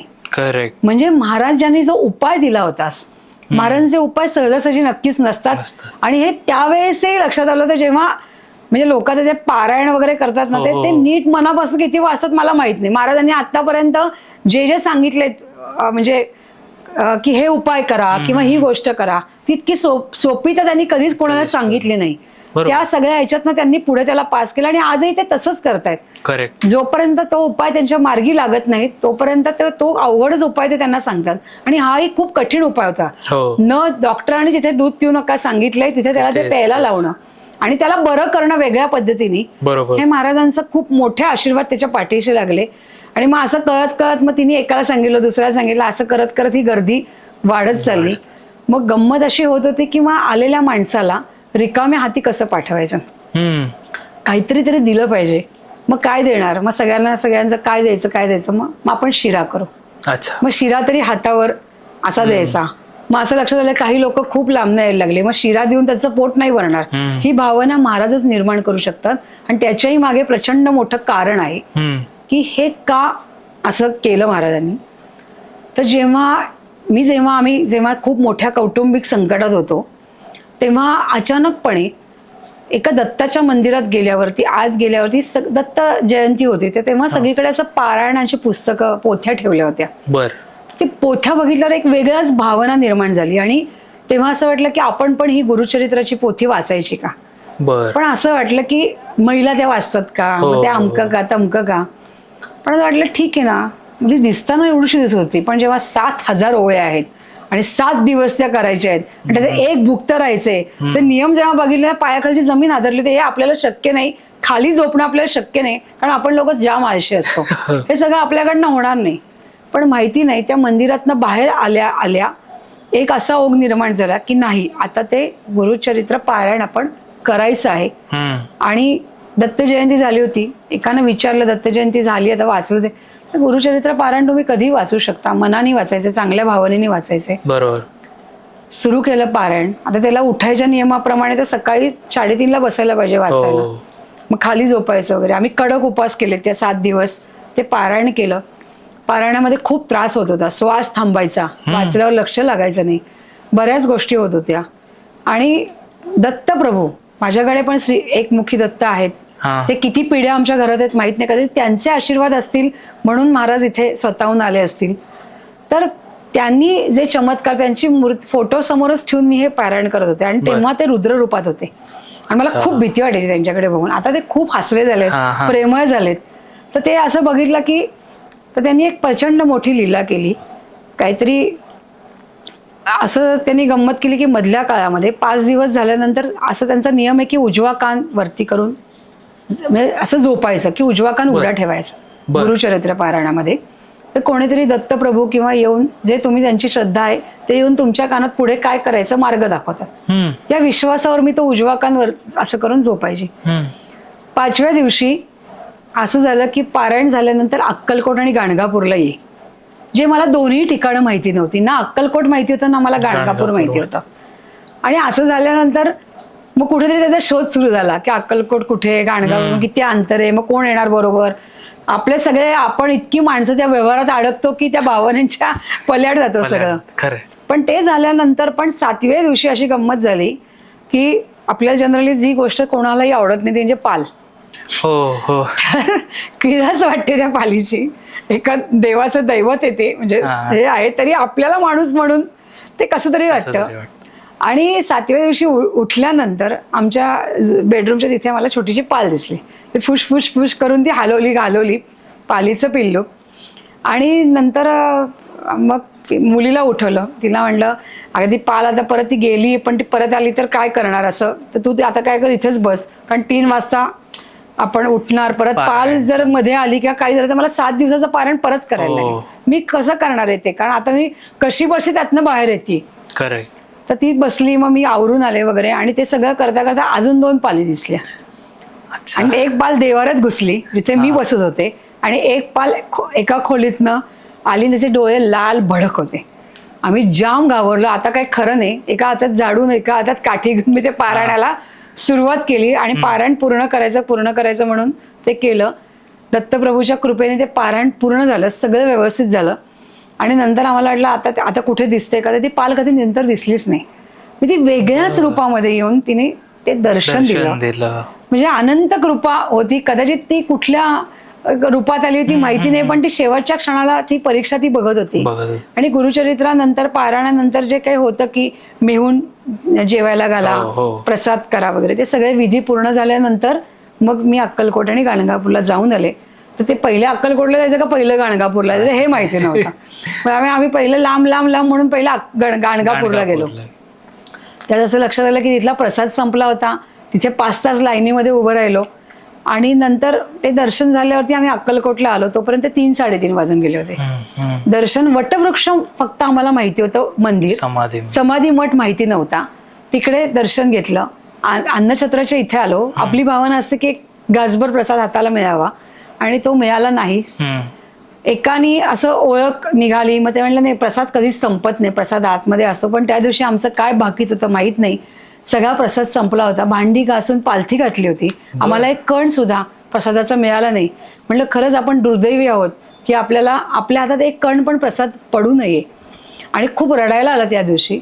मग ते आपली सोलापूरची कडक भाकरी आणि चटणी घेऊन आम्ही पुण्याच्या दिशेने आलो. 3 वाजला आणि खूपच वाईट वाटलं. म्हणलं आपण खूपच दुर्दैवी आहोत. आणि कदाचित त्यानंतर महाराजांनी इथे जो प्रसाद सुरू केला तो तिथे न दिल्यामुळे इथे सुरू झाला. अच्छा. त्यांनी सांगितलं तिथे घेण्याचा मोह तुझा सोड, तुझ्या वतीने इतरांना दे, हे तुझं कार्य वाढव, हे काम तुला करायचंय. तुला जसं माझं भक्त नाही म्हणवायचंय किंवा मला तुम्ही आजोबा असं नाही म्हणायचंय. तर इथे येणाऱ्या जे काही येतात त्यांना जो आनंद आहे, हात पुढे करून त्याच्या हातावर येणारा शिरा हा जो आनंद आहे किंवा प्रसाद हा आनंद आहे तो सुरू कर. पण त्यानंतर कधीच अन्नछत्राच्या लाईनीत उभं राहायला लागलं नाही आणि कधीच प्रसाद न घेता मी अक्कलकोटवरनं परत आले नाही. ही त्यांची अनंत कृपा आहे. आणि त्याच्यानंतर हळूहळू महाराजांच्या आशीर्वादाने इथे तो प्रसाद सुरू झाला. आमटी, भात, शिरा, कधी खिचडी, म्हणजे हे सगळं भाजी, हे सगळं करता हे सगळं आता जवळजवळ 6 वर्ष हा प्रसाद दर गुरुवारी होतो. आणि किती लोक जेवून जातात माहिती नसतं, अंदाज काही नाही की आज 20 येतील काय येतील काही माहिती नाही. तुम्ही स्वतः करता? तो स्वतः केला जातो. आता तर जवळजवळ 250-300 लोक दर गुरुवारची असतात. ते मला सांगतात आळशीपणा करायचा नाही, सगळ्यांसाठी जेवण बनव, त्यांना आनंदाने खाऊ दे, सगळं तृप्त होऊन इथनं जाऊ दे. वा. आणि ही जी तृप्तता आहे, कारण देवापर्यंत पोहोचण्याकरता सुद्धा पोट भरलं पाहिजे ना. कारण आपल्याकडे म्हणतात ना, आधी पोटोबा आणि मग विठोबा. तर स्वामी तेच म्हणतात की जर तुमचं पोट शांत असेल तर मन तृप्त असतं. वा. आणि मन तृप्त असलं की देवापर्यंत जाण्याचे मार्ग हे जास्त सोपे जातात. तर आणि माणसाचं सगळंच तृप्त असलं की त्याला प्रश्न अवघड असं वाटतच नाही ना. खरंय. म्हणजे जेव्हा इथे लोक येतात, महाराजांच्या घरी येतात, तेव्हा ते प्रश्नाचं गाठोडं घेऊन येतात. पण असं लक्षात येतं गाठोडं तेच उघडतात आणि त्यांच्या लक्षात येतं, महाराज म्हणतात कुठे प्रश्न आहेत, नाहीच आहेत ना ते. त्यामुळे महाराजांचं घर याला म्हणलं जातं. आणि मग हे इथेच नाही संपलं. ते जे मधल्या काळात महाराजांच्या पादुका आल्या, हो, त्याच्यानंतर मग हळूहळू महाराजांचे आदेश मात्र ऐकायला यायला लागले. काही काळ गेला, मग महाराजांनी सांगितलं की तू आता माझं कमलमुख आणायचंस, म्हणजे चांदीचा जो चेहरा आहे तो आता इथे प्रस्थापित करायचा आहेस. कारण तुझं जे श्रद्धास्थान आहे ते समाधी मठ आहे. तिथे ज्या पद्धतीची माझी बैठक आहे, मी वरती चेहरापुरता आहे आणि माझं हृदय आहे ते त्या समाधीच्या आतमध्ये आहे. तुलाही ते जाणवतं. मी प्रत्येकाला सांगते, समाधी मठात गेलात की तिथे डोकं टेकवा. महाराजांच्या तिथे जे काळा त्यांचा जो दगड आहे त्याला कान लावा. बघा बरं हृदयाचे ठोके ऐकू येत आहेत का. तर काही जण खरं सांगतात, काही जण खोटं सांगतात. कारण शेवटी त्याला असं वाटतं मी नाही सांगितलं तर मला ऐकू येत नाही. नाही तर नाही सांग ना बाबा, काय फरक पडणार आहे. त्या तिथपर्यंत पोहोचायचं कसं, ही कला महाराज शिकवतील. पण मग ते मी प्रत्येकाला सांगते, नाही तिथे जायचं, डोकं टेकवायचं छानपैकी. कारण आपल्याला वटवृक्षाला तिथे डोकं नाही टेकवता येत. आपण फक्त वटवृक्षाला आता तर नाही हात लावता येते, पण पूर्वी स्पर्श तरी करता यायचा. बरोबर. तर मग त्यामुळे त्या समाधी मठाच्या तिथे तर महाराजांनी त्या कमलमुखाचा आदेश दिला. मग खूप विचार केला की आता हे चांदीचं कमलमुख, परत सगळं आर्थिक गणित, आणि त्याच्यानंतर खूप चिंतेत होतो. खरं महाराजांची चिंता आपण करायची का, किती वेडेपण आहे ना हा. त्यांनी ते जे तारणहार आहेत त्यांची चिंता आपण करावी, त्यांचं कमलमुख कुठे यावं त्याच्याकरता आम्ही डोक्याला हात लावून बसलो की ते म्हणतायत तर ते येणार कुठून आहे. आणि तोही आवाज, ज्याला लोक जे विचारतात ना की आवाज कसा येतो, तर आवाज कुठल्या पद्धतीने येतो हे सांगणं अशक्य आहे. पण जे ते सांगत असतील किंवा जे तुमच्याकडनं त्यांना करवून घ्यायचंय ते आपण निश्चित करत नाही, हे तेच करवून घेतात. यालाच त्याचा आवाज तुम्ही म्हणू शकता. बरोबर. कारण जोपर्यंत ते कार्य पूर्ण होत नाही तोपर्यंत ते आपल्याला थांबू देत नाहीत. म्हणजे याचा अर्थ त्यांना ते निश्चित करून हवंय. मग आपण त्या आवाजाच्या मागे न धावता त्या भावनांच्या मागे धावलं पाहिजे. वा. तर त्याच्यामुळे ते आपण करतो आहे ते काम. आणि मग असं करता करता अचानक असे काही प्रसंग घडले. एक जण आल्या आणि त्यांनी सांगितलं की ते कमलमुख अर्पण करायला सांगितले माझ्या मिस्टरांनी. आणि मग आम्ही त्याही भावनांना आवर घातला, शब्दशः भावनांना. आणि मठात, समाधी मठात गेलो, महाराजांची आज्ञा घेतली आणि मग त्यानंतर कमलमुखाचं काम सुरू झालं. ज्या आकारात आम्ही सांगितलं होतं त्यापेक्षा ते खूप वेगळं झालं. आणि ज्यांनी हे कमलमुख तयार केलं, ज्या कारागिरांनी, तो घळाघळा रडत होता. कारण ज्या ज्या ठिकाणी त्यांनी अनेक ठिकाणी ते कमलमुख केलं होतं, पण गंमत अशी झाली की सगळ्या ठिकाणी जे कमलमुख केलं हे रुद्र रूपात झालं. आणि तुम्ही इथलं कमलमुख बघा, ते हसरं आहे, म्हणजे प्रेमळ आजोबा आहेत, एकदम प्रेमळ, कुठलेही कुठेही. आणि अनेकदा त्यांच्या चेहरा आम्ही जरी कमलमुख हलवलं नाही तरी परवा तर ते काय माहिती नाही कोणाची वाट बघवते माहित नाही, डोळे सगळे दाराकडे होते त्यांचे. महाराज कुणाची वाट बघताय, कोण असं तुमचं येणार, सगळे तुमचे लाडके भक्त आलेत ना इथे, काय बघवते कोणा, कदाचित तुमची वाट बघत असतील ते, आजचा योग असेल तो. तर ते कुठेतरी एक हिंट देत असतात की कुठेतरी येणार आहे कोणीतरी आणि काहीतरी वेगळं होणार आहे. तर या सगळ्या ते हळूहळू त्या गोष्टी होत असतात. त्यामुळे सगळेजण येतात आणि महाराजांच्या त्या चेहऱ्याकडे बघून जे एक टेन्शन मधनं, त्या प्रवासातनं जेव्हा ते कुठून तरी एक आपल्या घरात येतात तेव्हा प्रत्येकाला एक तणाव असतो, ट्रॅफिकचा असो, स्वतःच्या प्रश्नांचा असो. पण इथे जेव्हा येतात आणि दारात हा छान मस्त हे जे म्हणतात ना, बास, तिथेच त्यांनी सगळं जिंकलेलं असतं. खरंय. आणि मग त्या कमलमुखाची प्रतिष्ठापना झाली, ती 2 वर्षापूर्वी, प्रगट दिनाच्या आधी झाली. आणि त्याच्याकरता महाराजांनी 2.25 वर्षापूर्वी, त्याच्याही आधी अशी आज्ञा केली होती की मला तू पूर्ण खोलीमध्ये प्रस्थापित करायचंय. आणि जेव्हा या खोलीमध्ये जी आता महाराजांचं आपण त्याला गाभारा म्हणू, पण या खोलीमध्ये मला राहायला जायचं आहे. आणि तेव्हा माझं जे पोटपाण्याचं काम होतं ते माझ्याकडे मुलींचे पीजी होतं. आणि मेन सेंटर लक्ष्मी रोड असल्यामुळे पीजी म्हणजे सोन्याची खाण, तर त्यामुळे ती होती. तर ती मी महाराजांना म्हणायची की आता इथे पीजी आहे आणि अतिशय लक्झरियस ते मी बनवलं होतं की असं मुलींना वाटता कामा नये की मी कुठल्या तरी पीजी मध्ये घरात आहे असं वाटलं पाहिजे. आणि जेव्हा महाराज मला ते सांगत होते म्हणलं महाराज ते तुम्हीच त्या मुलींना बाहेर कसं पाठवायचं, तुम्ही कसं प्रस्थापित व्हायचं, या खर्चाचा भार कसा उचलायचा हे तुम्ही ठरवायचे. कारण शेवटी तुम्ही दिशा दाखवलीत तर पुढचं सगळं प्लॅनिंग तुम्ही ऑलरेडी केलंय, म्हणूनच आम्हाला सांगते की आता मला असं करून पाहिजे. बरोबर. तर त्याप्रमाणे महाराजांनी त्या मुलींना दुसरं कॉलेज दिलं, त्यांचं करिअर सेट केलं आणि मग या दिशेला वळले. मग ती इथली मधली भिंत त्यांनी फोडून घेतली, ती गणेश जन्मालाच फोडली. 8 दिवसामध्ये इथलं बांधकाम पूर्ण झालं. मुलींचे डबल बेड त्यांनी सिंगल मध्ये केले आणि इथे त्यांची बैठक तयार केली. आपल्या भक्ताला खरंच कुठल्याही खर्चात, दक्षिणेत आणि कुठल्याही आर्थिक व्यवहारात महाराज अडकवत नाही यावर माझा अटल विश्वास आहे. त्यामुळे असं कधी होत नाही की हे दिल्याशिवाय तुमचं हे काम होणार नाही असं महाराज कधी म्हणत नाहीत. हे मी आज महाराजांच्या समोर ठामपणे सांगू शकते. कारण एवढे प्रचंड प्रेम करणारे आपले महाराज कधी आपल्याला कुठल्याही आर्थिक व्यवहारात ते कधी अडकवत नाही. तर हा प्रत्येक वेळेस त्यांनी दाखवलेली इथली लीला आहे खरं की असं होऊच शकत नाही. आणि मग हे सगळं बसलं, स्वतः बसले छानपैकी. त्याच्या पूर्वी एकाने हे जे वटवृक्ष आहे ते ऑलरेडी एकाने अर्पण केलं होतं. हे सगळं नियोजित होतं. कारण हे वटवृक्ष 7.5 फूट उंचीचं आहे आणि हा पार 3.5 फुटाचा आहे. बर. हा दारातनं 1.5 फुटाच्या दारातनं आत येणं शक्य नव्हतं. पण श्री स्वामी समर्थ म्हणावं आणि त्यांनी त्यांची लीला दाखवावी. ज्यावर त्यांना बसायचं ते स्थान त्यांनी निश्चित करावं आणि स्वतः जाऊन बसावं. हे सगळं त्यांनीच नियोजनलं होतं. ते तसंच ते आत आलं. ते झाडही प्रस्थापित झालं आणि मग त्या झाडावर कोण बसणार, मग छोटे महाराज त्या झाडावर बसायला लागले. अच्छा. आणि हे कमलमुख खाली, पादुका खाली, अशी ती रचना झाली. आम्ही म्हणलं आता सगळं सेट झालंय, महाराजांना जे पाहिजे ते सगळं महाराजांनी करून घेतलंय, छान सगळं छान दिसतंय, खुश झालो आम्ही. पण महाराज आहेत ते आपल्या भक्तांना पुढच्या कामाला लावल्याशिवाय ते शांत बसणार नाही.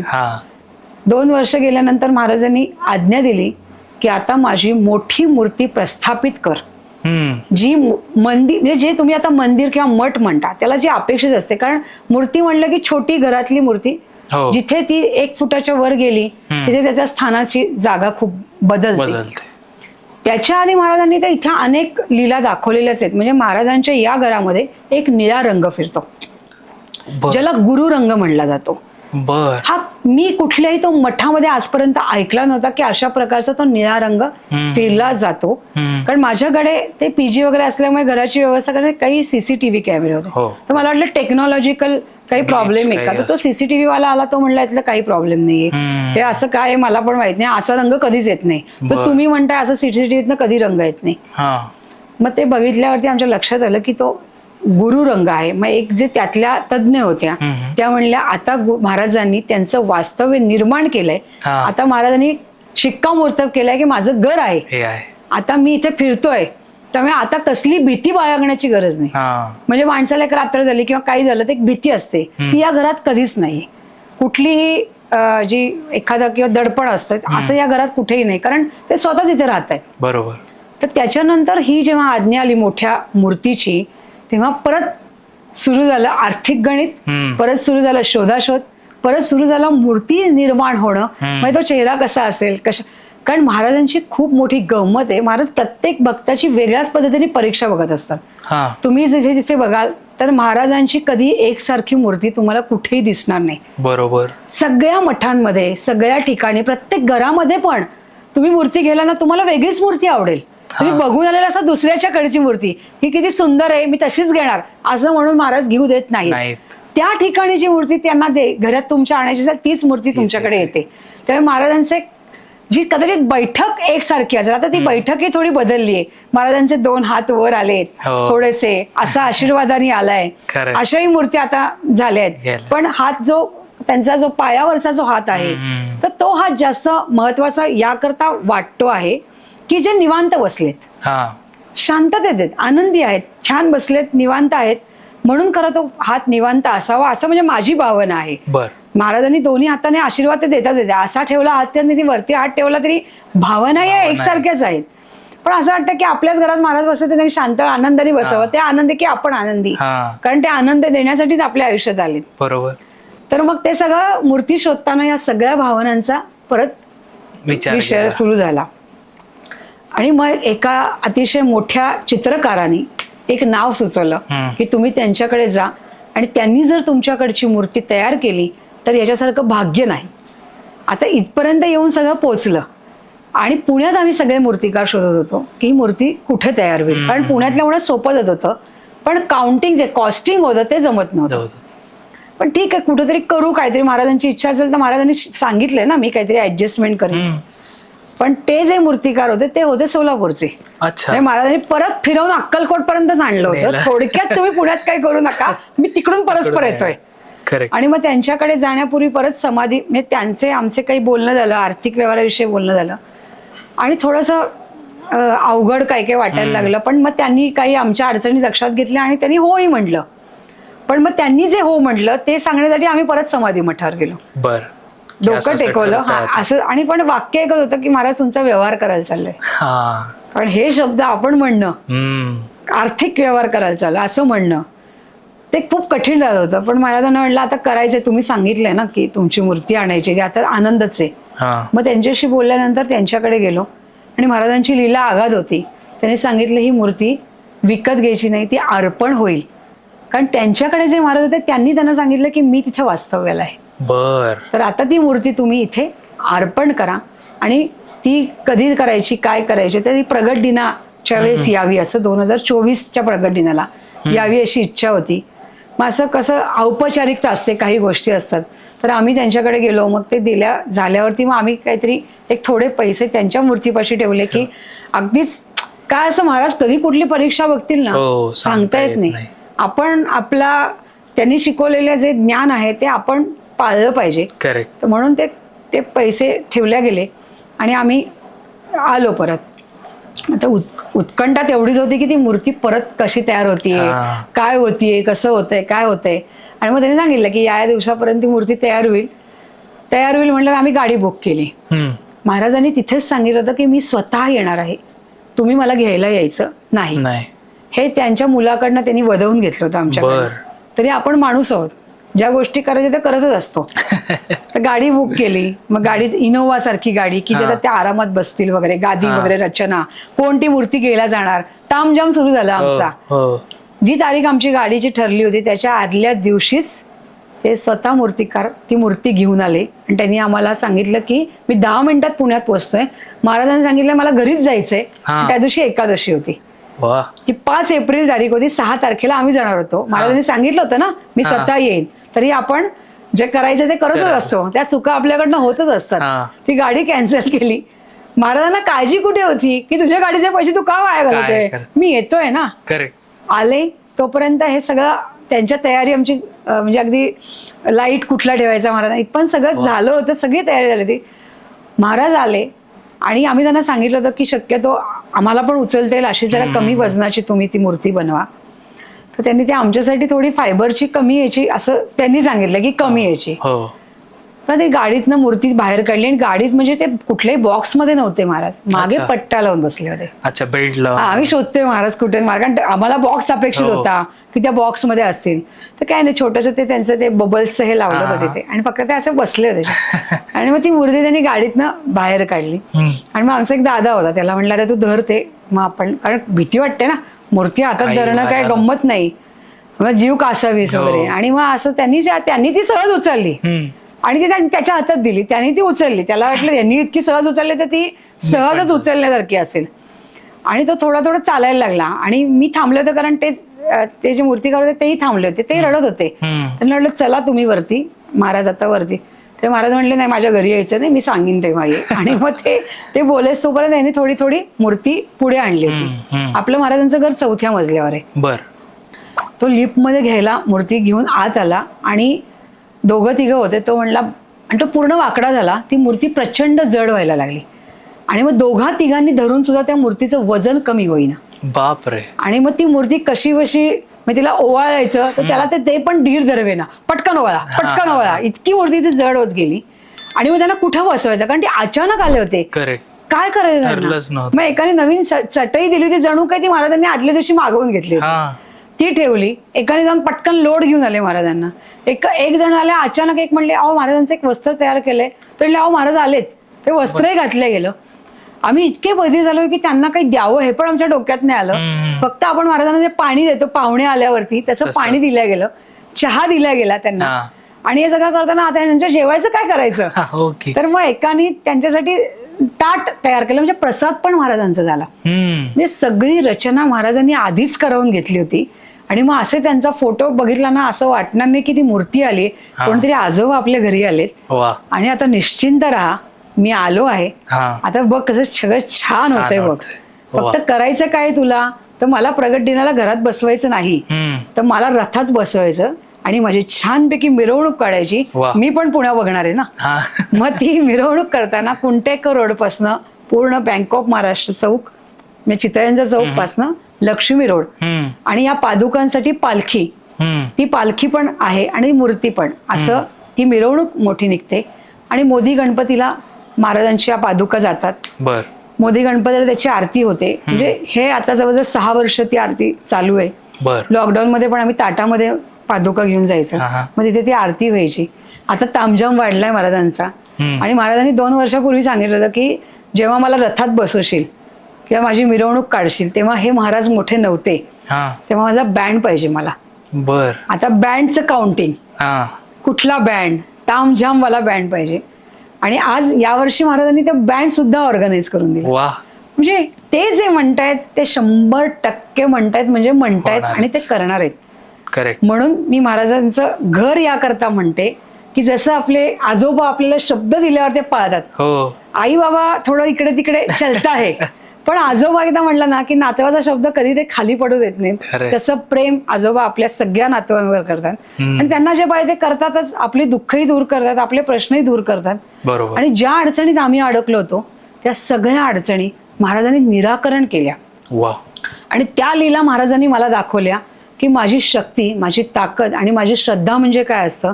आता तो लोकांना सांगायला तू सुरुवात कर. आणि मग त्यांनी हळूहळू इथे प्रश्नांचं माध्यम सुरू केलं. बर. मग लोकांना नुसतं दर्शन नाही तर त्यांचे प्रश्न मांडायला पण त्यांनी संधी दिली. ओके. फक्त काही गोष्टी निश्चित आहेत की त्यात पत्रिका बघायची नाही. अच्छा, विदाउट पत्रिका नाही बघायची. दुसरी गोष्ट, प्रश्न लिहून आणायचा नाही. लोक प्रश्न लिहून आणतात. आता काही मठांमध्ये अशी सवय आहे की प्रश्न लिहून एका गुरुवारी ठेवायचे आणि पुढच्या गुरुवारी त्याचं उत्तर दिलं. कुठलाही कागद त्यांनी इथं ठेवायचा नाही, प्रश्न लिहून आणायचा नाही. गंमत अशी की लोकांना काय जाऊन विचारायचं हे आठवत नाही म्हणून प्रश्न लिहितात की काय जाऊन मी विचारायचं हे त्यांच्या लक्षात राहत नाही. आणि असं अर्थात कुठे होतं, अक्कलकोटच्या समाधी मठात होतं की तुम्ही एखाद्या अडचणीत जाता, मी तर महाराजांना सांगणार आहे, मी तिकडे गेल्यावर सगळं बोलून टाकणार, तिथे गेल्यावर ती महाराजांना बघितलं सगळंच विसरायला होतं. करेक्ट. तशी अवस्था कुठेतरी होऊ शकते. त्यामुळे ते लिहायचं नाही, काही करायचं नाही. मग करायचं काय, तर मग ते आल्यानंतर त्यांना नियम दिला. आता इथे दर्शन असतं फक्त गुरुवारी, बर, संध्याकाळी 5 ते 9 एवढ्याच वेळात. इथे कुठले आर्थिक व्यवहार केले जात नाहीत. इथे प्रश्न सुद्धा विनामूल्य सोडवले जातात. बर. सोडवले म्हणजे मी सोडवत नाहीत, ते महाराज सोडवतात. त्या महाराजांना ज्याच्याकडनं जे काही घ्यायचं असेल ते महाराज त्याचं बघून घेतील. त्याचे व्यवहार आणि महाराजांचे व्यवहार वेगळे आहेत, माझा त्याच्याशी काहीच संबंध नाही. त्यामुळे जे काही विचारायचं बाबा एवढी दक्षिणा ठेवा मग ते प्रश्न तुम्हाला विचारते असं काही भानगडी नाहीये. त्यामुळे तोही काही मुद्दा नाही. त्यामुळे जे काही होतं फक्त नियम असा आहे की तुम्हाला त्या दिवशी ज्या प्रश्नाला याल तेव्हा तुम्हाला 5 वाजता हजर राहायचं इथे. अच्छा. 5 ते 7 महाराजांविषयी जे काही इथं बोललं जाईल, महाराजांची समजा पोथी वाचायची, नामस्मरण करायचंय, अष्टक म्हणायचंय आपल्याला महाराजांचं, महाराजांची माफी मागायची आपल्याकडनं होणाऱ्या चुकांबद्दल, हे सगळं तुम्ही कानाने ऐकायचंय. अच्छा. त्यानंतर महाराजांची 7 वाजता इथे प्रसादाची आरती होते. बर. ही प्रसादाची आरती इथं केली जाते आणि त्याच्यानंतर 7:15 ते 7:30 मध्ये महाराजांची आरती केली जाते. आणि माझा असा विश्वास आहे किंवा महाराजांच्या आरतीमध्ये जर जोर आहे तर महाराजांची जशी अक्कलकोटला 2 तुपाच्या दिव्याची आरती केली जाते तशीच आपण इथे करतो. आणि गाभाऱ्यामध्ये म्हणजे या ठिकाणी पंचारतीने ओवाळलं जातं. तर ते पंचारतीने ओवाळला तो गाभाऱ्यातल्या व्यक्तीच ते ओवाळतो, बाकी दुसऱ्या कोणाला गाभाऱ्यात परवानगी नाही देते.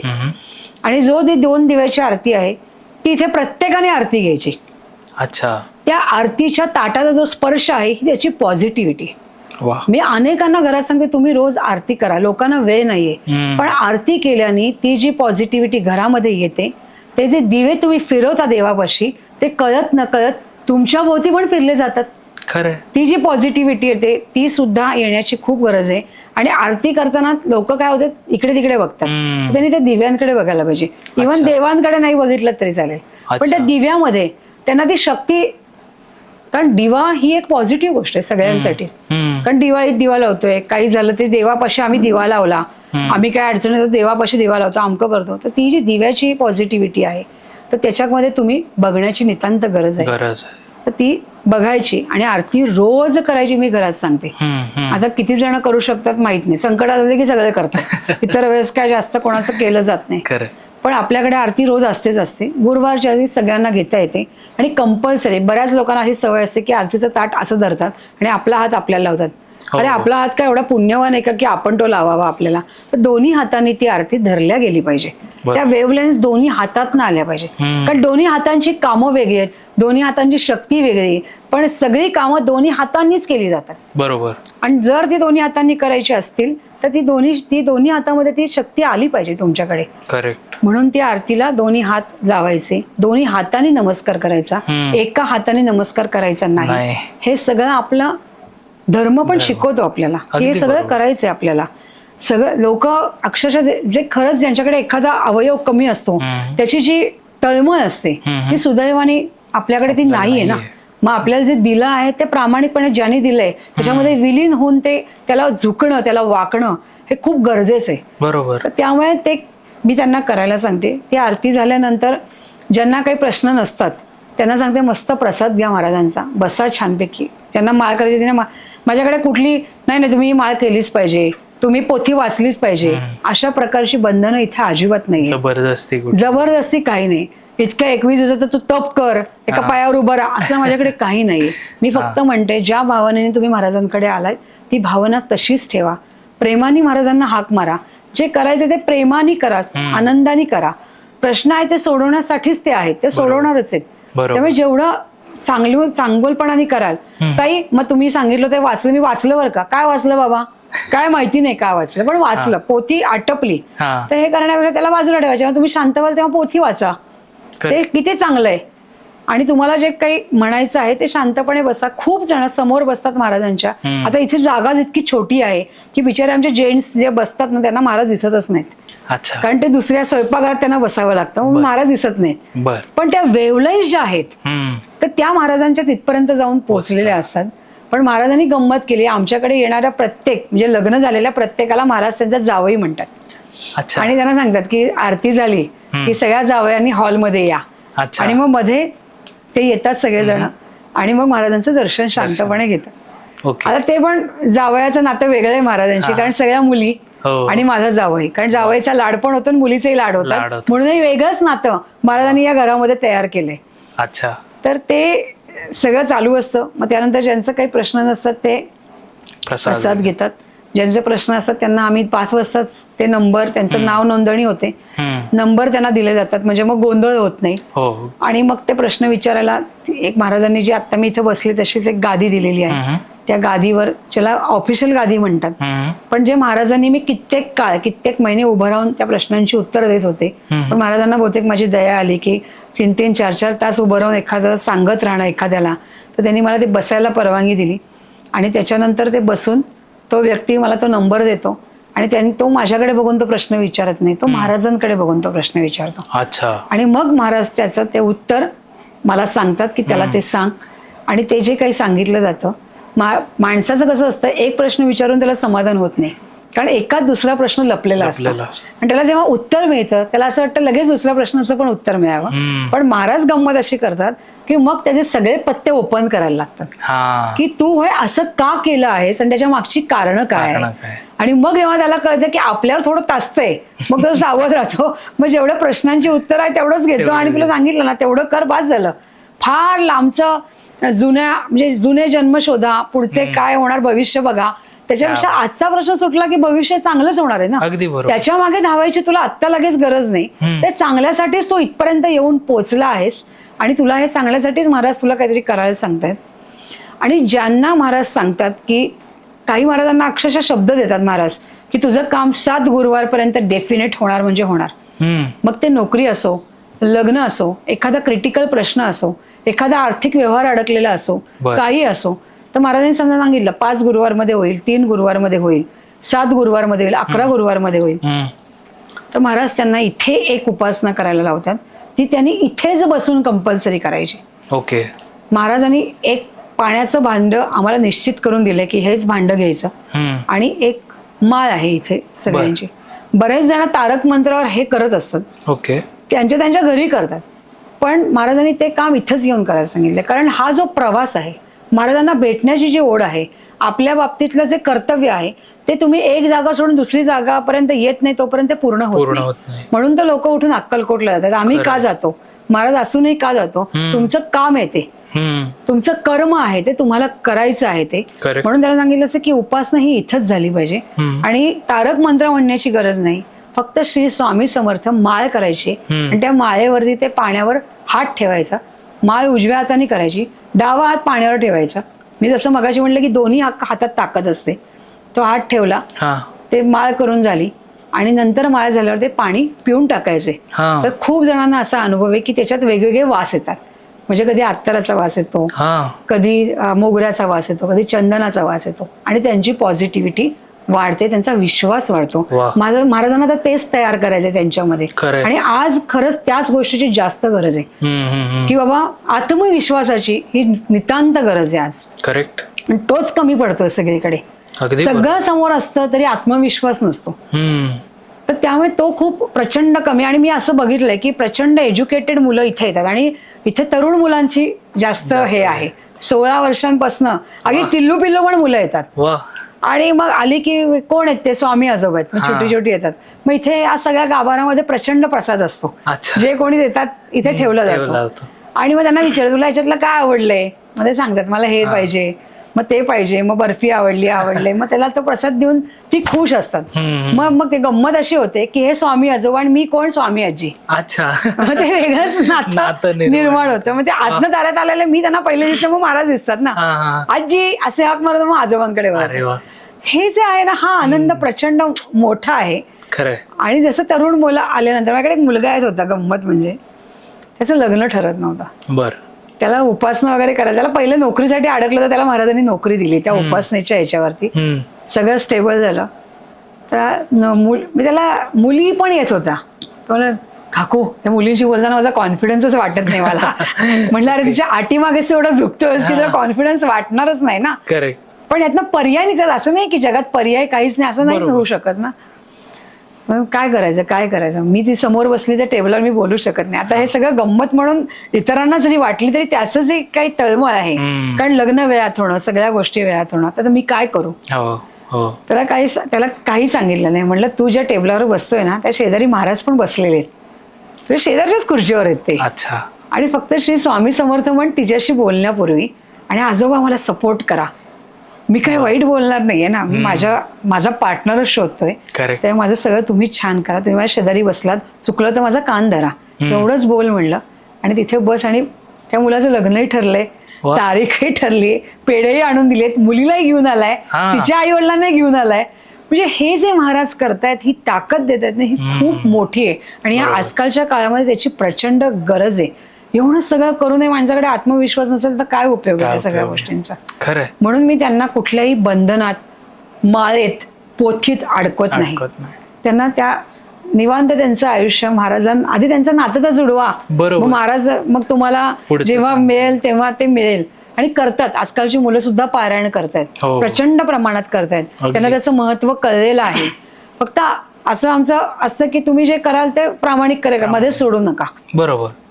निवांत कारण जिथे तुम्हाला नाहीच जमणार तर एखाद्या दिवशी अक्कलकोटला जाऊन या, एखाद्या वेळेस मिळालं. मग त्याच्याहून मोठं पारायण आणखीन काय पाहिजे. महाराजांना भेटणं हेच मोठं पारायण आहे, हीच मोठी गोष्ट आहे. आणि महाराजांनी अनेकदा अशा गोष्टी घडवून आणल्यात. म्हणजे जेव्हा आता महाराज इथे आहेत, सगळं व्यवस्थित आहे, किंवा मला त्यांनी जे काम दिलंय ते मी करते आहे, पण जेव्हा असं कधीतरी वाटलं की महाराज पौर्णिमेला तुमच्याकडे यायचंय, तर महाराज 3 पौर्णिमा तरी माझ्या घडवा, असं मी त्यांना म्हणलं. की मग मी एका पौर्णिमेला गेले आणि महाराजांनी मला चांगलंच फिरवलं.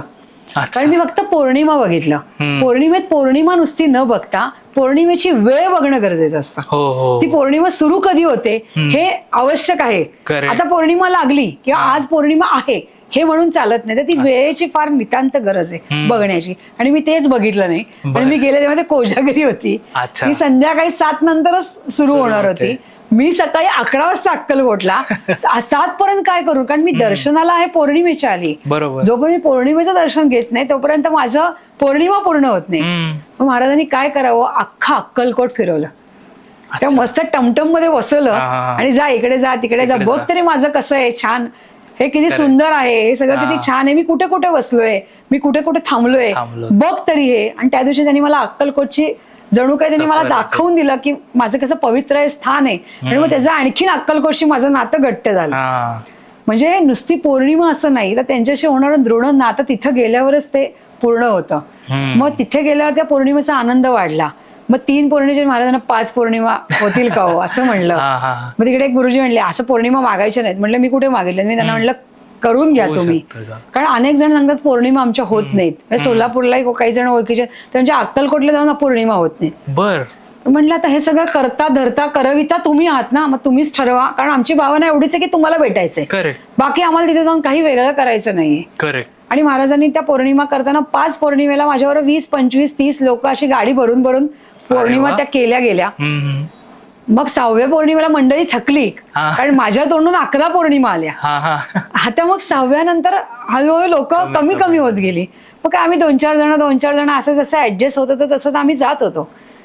मग एकदा असं झालं की आता आम्ही 4घच होत, मग एवढी गाडी करायची का, कारण आम्ही जात होतो ते बसने जात होतो. बरोबर. आणि मग महाराजांना जरी माझं असं होतं की महाराज मी कधी तुमच्या बसने म्हणजे कुठल्या PM ह्याच्या नाही, एसटीने नाही, मी तामझामात येणार, मी तुमच्या दर्शनाला येणार, मी तामझामात येणार, कारण काळजी तुम्हीच माझी घ्यायची. आणि एसटीने बसने टॅक्सीने जरी आले तरी मला गाडी AC पाहिजे. हट्ट कोणाकडे करायचा, आजोबांकडे ना. आणि मग एक दिवशी मी 4घच होतो, मग काय करायचं, मग म्हटलं चला माझीच गाडी काढते मी, आपण गाडीने जाऊ. छान दर्शन झालं. माझ्यावर जी एक जण आली ती म्हणली आपण 7 पर्यंत येऊ ना. महाराज कशी परीक्षा बघत असतात ही अक्षरशः विचार करण्यासारखी गोष्ट आहे. तुम्ही माझ्याकडे येताना कुठल्याही भावना ठेवायच्या नाहीत, कुठल्या वेळेचा अट्टहास करायचा नाही, कारण वेळ मी निर्माण केली. त्या वेळेत नाचायचं कसं, ठेवायचं कसं, कुठं जायचं आणि काय करायचं हे मी सांगणार आहे. त्यामुळे हे तुम्ही नाही ठरवायचं की मी माझं शेड्यूल असं आहे, माझं प्लॅनिंग असं आहे. तर त्याच्याकरता आम्ही गेलो. ती म्हणली मला 7 पर्यंत परत यायचं, आणि मी पण त्याचा कॉन्फिडन्स आहे, हा 7 पर्यंत आपण येऊ शकतो, कारण 3ला सकाळी निघालोय, तर मग 7 पर्यंत अक्कलकोटवरनं यायला दर्शन काहीच अडचण नाही. मग झाला, अभिषेक झाला, दर्शन झालं, वटवृक्ष झाला, गुरुमंदिराचं दर्शन घेतलं, निघालो. आता काय इंदापूर पर्यंत जवळजवळ टेंभुर्णीपर्यंत आम्ही आलो होतो. छान सगळं प्रवास छान, आम्ही आनंदी होतो, सगळं झालं. टेंभुर्णीला गाडीची क्लच प्लेट उडाली, गाडी बंद पडली. आता काय राहिलं होतं पुणे, टेंभुर्णी पुणे काहीच अंतर नव्हतं. उडलं ती गाडी. फक्त महाराजांनी एकच कृपा केली की कडेला घेतोपर्यंत ती गाडी चालू ठेवली. ती क्लच प्लेट पूर्ण उडालेली होती. ती उडाल्यानंतर करायचं काय माहिती नव्हतं. गाडी टो केली टेंभुर्णीच्या एका ठिकाणी. आता पूर्ण देऊळी बंद आठवेल तुम्हाला की महाराज कसे फिरवतात. तर टेंभुर्णीला ती गाडी टो केली, त्या टेंभुर्णीच्या गॅरेजमध्ये नेली. तो गॅरेज मधला माणूस ती गाडी वगैरे बघितला त्यांनी, तर म्हणला नाही आपल्याला अकलूजला जावं लागेल, अकलूजलाच पार्ट मिळतो, इथे काय तो पार्ट मिळत नाही क्लच प्लेट. त्याच्या गाडीत बसलो, त्यांनी भरपूर पैसे घेतले, त्याच्या गाडीतनं अकलूजला गेलो. अकलूजचा रस्ता म्हणजे कठीण आहे. तिकडे गेलो, ती आनंद की हा आता पार्ट मिळाला. घेऊन परत आलो. त्याला सगळे वाजून 8, 8:15 झाले होते. ते झाल्यानंतर असं लक्षात आलं की तो पार्ट बसतच नाही अकलूजवरनं आणलेला. बापरे. आणि मग असं ठरलं की त्या दिवशी शनिवार, इंदापूर बंद असतं शनिवारी. आता काय करायचं. त्या गॅरेजमध्ये एक जण आले, त्याचे पांढरे कपडे, आम्हाला वाटलं कोणतरी असंच हे असतील, आता ते पॉलिटिकल वगैरे होते. तर त्यांना असं कळलं की अरे हे अक्कलकोटवरनं आले, काय माहिती नाही, महाराजांनीच त्यांना पाठवलं असेल. तो म्हणला गॅरेजवाला आप गाडी छोड के जा, तुम्ही पुण्याला जा, मी बघतो गाडी. मी गाडी सोडून जायला तयार नव्हते, कुठे गाडी सोडून जाणार. मग त्या दादांनी आम्हाला मदत केली. ते म्हणले चला राहू देत म्हणे, मी तुम्हाला राहण्याची व्यवस्था करतो. महाराजांनी सगळी अरेंजमेंट केली, जेवण खाणं राहणं सगळं केलं. मग गाडी त्याच्याकडे होती. मग त्यांनी सांगितलं सकाळी 8ला या, आपण इंदापूरला जाऊन पार्ट बदलून येऊ. हॉटेलमध्ये राहिलो टेंभुर्णीच्या. राहिलं, सकाळी उठलो. माझ्यावर जी मुलगी होती जिला 7ला पोचायचं होतं, ती अडकली. तिला म्हणलं बघ असं वेळेचे खेळ करायचे नाहीत, कधी काय वेळ सांगता येत नाही. पण मग दुसऱ्या दिवशी तिला थोडा म्हणतात ना पेशन्स कमी असतो, मग तिने गाडी मागवून घेतली. पुण्यावरनं गाडी आली तिला घ्यायला. तिने मग आम्हाला हॉटेलमधनं पुढच्या एका ब्रिज, आता तिथे सगळे नवीन ब्रिज आले, तर तिथे ब्रिजला सोडलं आम्हाला. आम्ही म्हटलं थोडं खाऊन घेऊ आणि मग त्या गॅरेजमध्ये जाऊ. तिथे किती वाजता आहेत माहीत नाही. आणि आमचं असं लक्षात आलं की आम्ही 2 ब्रिज अलीकडे उतरलोय. आमचं गणलंय ते गॅरेजचं जागा. आता काय करायचं, कारण तिथे रिक्षा नाहीये, तिथे बाकी काहीच नाही, हायवे आहे. कोणी हात दाखवून तो ट्रकवाला आहे, कोण आहे काय माहिती नाही. असं आपल्याला मोठं कारमध्ये पण कोणी घेणार नाही. मग करायचं काय? मग तिथे तेवढं पुढे चालत गेल्यावरती एक हॉटेल होतं. त्या हॉटेलवाल्याला विचारलं, आम्हाला असं असं झालंय आमचा प्रॉब्लेम, तर आम्ही काय करू? तर काय म्हणजे काहीच कळेना. तो म्हणला इथे रिक्षा नसतात म्हणे, ते गावात पण रिक्षा नसतात, काय करायचं? म्हणलं काल आमच्यावर एक असे दादा होते, काय माहिती नाही, म्हणजे त्याला काय वाटलं माहित नाही. तर म्हणलं ठीक आहे, मी तुम्हाला 2 व्हीलरवर सोडतो म्हणला. त्यामुळे आम्हाला 2 2 व्हीलरवर त्यांनी त्या गॅरेजपर्यंत सोडलं. म्हणजे कारपासनं, अकलूजच्या 4 व्हीलरपासनं असा जो आमचा प्रवास होता 2 व्हीलरपर्यंत, तिथे गेल्यावरती त्यांनी आम्हाला इंदापूरला नेलं. इंदापूरला कळलं की तो पार्टच अवेलेबल नाही. परत आम्ही आलो. मग तो म्हणला की आता काय करायचं? तर माझे इथले गॅरेजवाले म्हणले की तुम्ही टो करून पुण्यात गाडी आणा. भरपूर टोला पैसे लागले, कारण प्रश्नच नव्हता. जो प्रवास आमचा 2 तासाचा होता, पुढे तो आम्हाला 8 तास करावा लागला, कारण टोच्या गाडीतनं मागे गाडीत आम्ही, मी आणि माझी लेक, आणि ती गाडी आडवी करून टोनी चालली. लोक आमच्याकडे कौतुकाने बघत होते की आडव्याही गाडीत ते बसले, कारण दुसरं काही ऑप्शन नव्हतं. मग तिथे गाडी पोचल्यावरती ती गाडी गॅरेजला गेली. ते सगळं पुढे झालं. आणि त्यानंतर असं लक्षात आलं की महाराजांनी हे सगळं का केलं. तर एकतर त्यांना वेळेची जीत, माझं दर्शन उत्तम केलं, पण मी ज्या भावनेने तिथे गेले होते, तिथे माझा एक प्रश्न घेऊन गेले होते महाराजांच्या इथे. मी ज्या अडचणीत अजून एक मधल्या होते, ते त्यांनी महाराजांना सांगायला गेले होते की महाराज मी फार अडचणीत आहे, तर आपल्याला तो अडचणीतनं प्रश्न सोडवायचा आहे. इथे महाराज असतानाही मी गेले होते की मला तिथे जाऊन बरं वाटत होतं. आणि मी त्या 11 पौर्णिमा बोलले होते, त्या पौर्णिमेत मी ते बोलले. आणि महाराजांनी जो काही खर्च मला तिथे त्या टोसाठी किंवा याच्यासाठी आणला, तो महाराजांनी तिथे प्रश्न मिटवून टाकला आणि माझा प्रश्न मिटलेला होता.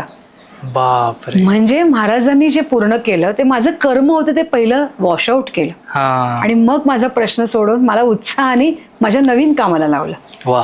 तर हे करणं त्यांनी नितांत गरजेचं आहे, कारण तुम्ही कुठल्याही माणसाची गोष्ट ऐकणार नाही, ते परमेश्वरानेच करायला पाहिजे. आणि म्हणूनच आपल्या गुरुनी ते केलं. तर कान धरणाऱ्या गुरुची आपल्याला नितांत गरज आहे. त्यामुळे मी तर स्वतःला खूप भाग्यवान समजते की जेव्हा असा गुरु आपल्या सानिध्यात येतो आणि त्यांनी आपल्याला निवडावा, बरोबर, आणि आपण त्याच्यामध्ये विलीन व्हावं. आणि इथे जी लोक प्रश्न विचारायला येतात, सांगतात, त्यांना पण आपण त्याचं उत्तर देण्याचं भाग्य आपल्या नशिबी असावं. कुठलाही आवाज न येता, कुठली जाणीव न होता, आणि त्यांनी ते सांगावं. म्हणजे ते इत्तंभूत सांगतात, सगळ्या गोष्टी सांगतात की असं काय झालंय आणि काय नाही झालंय. म्हणजे या गोष्टी, म्हणजे मगाशी बोलता बोलता तो एक विषय निघाला की एका कुटुंबाचं संरक्षण महाराज कसं करतायत आज. मी मगाशी तुमच्याशी बोलत होते तेव्हा की ते प्रश्न घेऊन आले माझ्याकडे. त्यांचं ट्रॅव्हलिंगचा बिझनेस आहे. तर त्यांनी सांगितलं की माझा ट्रॅव्हलिंगचा बिझनेस चालत नाही, माझं फार वाताहत आहे, माझ्याकडे इन्कम नाही आहे, माझं खाण्याचे हाल चालू आहेत. तर अशा वेळेस आपण म्हणजे काय करायचंय? म्हटलं महाराज म्हणतायत तुमचे प्रश्न सुटतील, पण काही गोष्टी आहेत त्या पूर्ण झाल्याशिवाय महाराज काय तो प्रश्न सोडवणार नाही. मी काय करायला हवंय? म्हणजे उपासना करायला हवी का? म्हणलं नाही, महाराज म्हणतात इथलं पाणी पण तू प्यायचं नाहीस, इथली उपासना तू नाही करायचीस. मग मी काय करायचंय? घरी जायचंय, तांदूळाचा ढीग करायचंय आणि त्याच्यावर तुझ्या जी घरची मूर्ती आहे ती माझी मूर्ती त्याच्यावर ठेवायची आहेस आणि माझी रोज अभिषेक माझा करायचा आहेस. रोज पंचामृताने रोज अभिषेक करायचा आहे. प्रॅक्टिकली ही गोष्ट खूप अवघड आहे, कारण रोज उठून पंचामृत करून अभिषेक करणं म्हणजे कर्माची फलित कळतात थोडक्यात. तर रोज उठून ते करायचंय. किती दिवस करू? मला त्याला दिला जाणून म्हणलं 21 दिवस तरी तुम्ही करा. आता महाराज म्हणतायत ते करा. मग त्यांनी तांदूळाच्या ढिगावर, अजूनही महाराज तिथेच आहेत. अच्छा.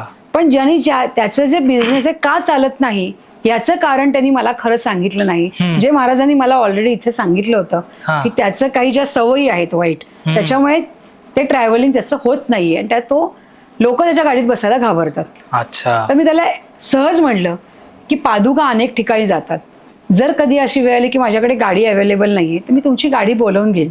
त्या गाडीतनं जर पादुका गेल्या तर समजा तुमचा ट्रॅव्हलिंगचा बिझनेस उच्च लेवलला गेला. पण जेव्हा मी असं म्हणते की मला, कारण ते मला नेणार, ते काय मला पैसे घेणार नाहीत, विनामूल्य नेणार, हा एक वेगळा पार्ट झाला. बरोबर. पण महाराजांनी सांगितलं मला त्याच्या गाडीतच बसायचं नाही. म्हणून गेले कित्येक महिने ते येत आहेत, दर गुरुवारी येत आहेत. फक्त माझ्याकडे बघतात. म्हटलं कसे आहेत महाराज, तांदूळावर छान आहेत ना. हा. मग एकदा मला म्हणले का त्यांनी बसवलंय. म्हटलं वेळ आली की उत्तर देईन, आज नाही देणार. महाराजांनी कारण सांगितलंय. आणि परवा असंच जरा गंमत मध्ये काहीतरी प्यायला गेलं आणि पोलिसांनी पकडलं. पोलिसांनी कोर्टात केस लावली त्यांच्यावरती. आणि हळूच मला सांगायला आले, काकू असं झालंय. आता माझ्याच वयाचे पण काकूच असं झालंय. म्हटलं पहिलं प्रश्नाचं लाईनीत उभं राहायचं, इथं येऊन नाही विचारायचं काही. मग लाईनीत उभं राहिले. म्हटलं आता कळलं का महाराज तांदूळावर का बसलेत. जे पैसे स्वतः कमवून सुद्धा आज वेस्ट होत आहेत, कारण दंड भरायचा आहे. दंड भरले की पैसे वाया जाणार आहेत. त्या दिवशी पण खाण्यापिण्याचे वांदे होणार आहेत. तर महाराज म्हणतात जे तांदूळ मी जपून ठेवलेत ते तुझ्या घराचं संरक्षण करण्याकरता मी ठेवले, तुझी कधी वाताहत होऊ नये म्हणून मी ठेवले. करेक्ट. तर हे जे आहे इतकं महाराज प्रत्येक भक्ताला त्याच्या कुटुंबामध्ये सांभाळतात, जपतात. म्हणून मी प्रत्येकाला म्हणते की तुम्ही जे घर आहे ना ते तुमचं नाहीच आहे, हे महाराजांचं घर आहे. प्रत्येकाचं घर आहे महाराजांचं आहे. ज्या ठिकाणी श्री स्वामी समर्थ आहेत, ते दैवत ज्या घरामध्ये आहे त्या देवाला मान द्या, सन्मान द्या. त्यांना काचेत ठेवू नका, त्यांना देवारात ठेवा. असं अनेक जण मला म्हणतात की आमच्या देवारात जागाच नाही. आता किती जण मला म्हणतात की मूर्ती ताई इथं मूर्ती मिळेल का. महाराज म्हणले तर मी देईन मूर्ती द्यायला काय आनंदच आहे, त्याचं काय काही नसतं. ती मूर्ती कुठल्या आकारात येईल हे मी मात्र ठरवू शकणार नाही. तर मी आता अक्कलकोटला मध्ये गेले तर मी दोघांना म्हणलं की मूर्ती मी घेऊन येते. कारण मध्ये आम्ही पुण्यतिथीला महाराजांचा अभिषेक केला, सगळ्यांच्या घरच्या मूर्त्या इथे आल्या, त्याला चंदन लावलं आणि चंदनाने अभिषेक केला. सगळे आनंदाने, त्यांना कळे ना आपल्या महाराजांना ठेवायचे कुठे, इतके सुंदर दिसत होते चंदन लावल्यावरती. आणि तेव्हा उन्हाळा प्रचंड होता पुण्यतिथीच्या वेळेस. तर ज्यांच्याकडे मूर्ती नव्हती त्यांचा जीव कासावीस झाला की आम्ही काहीच नाही करू शकलो.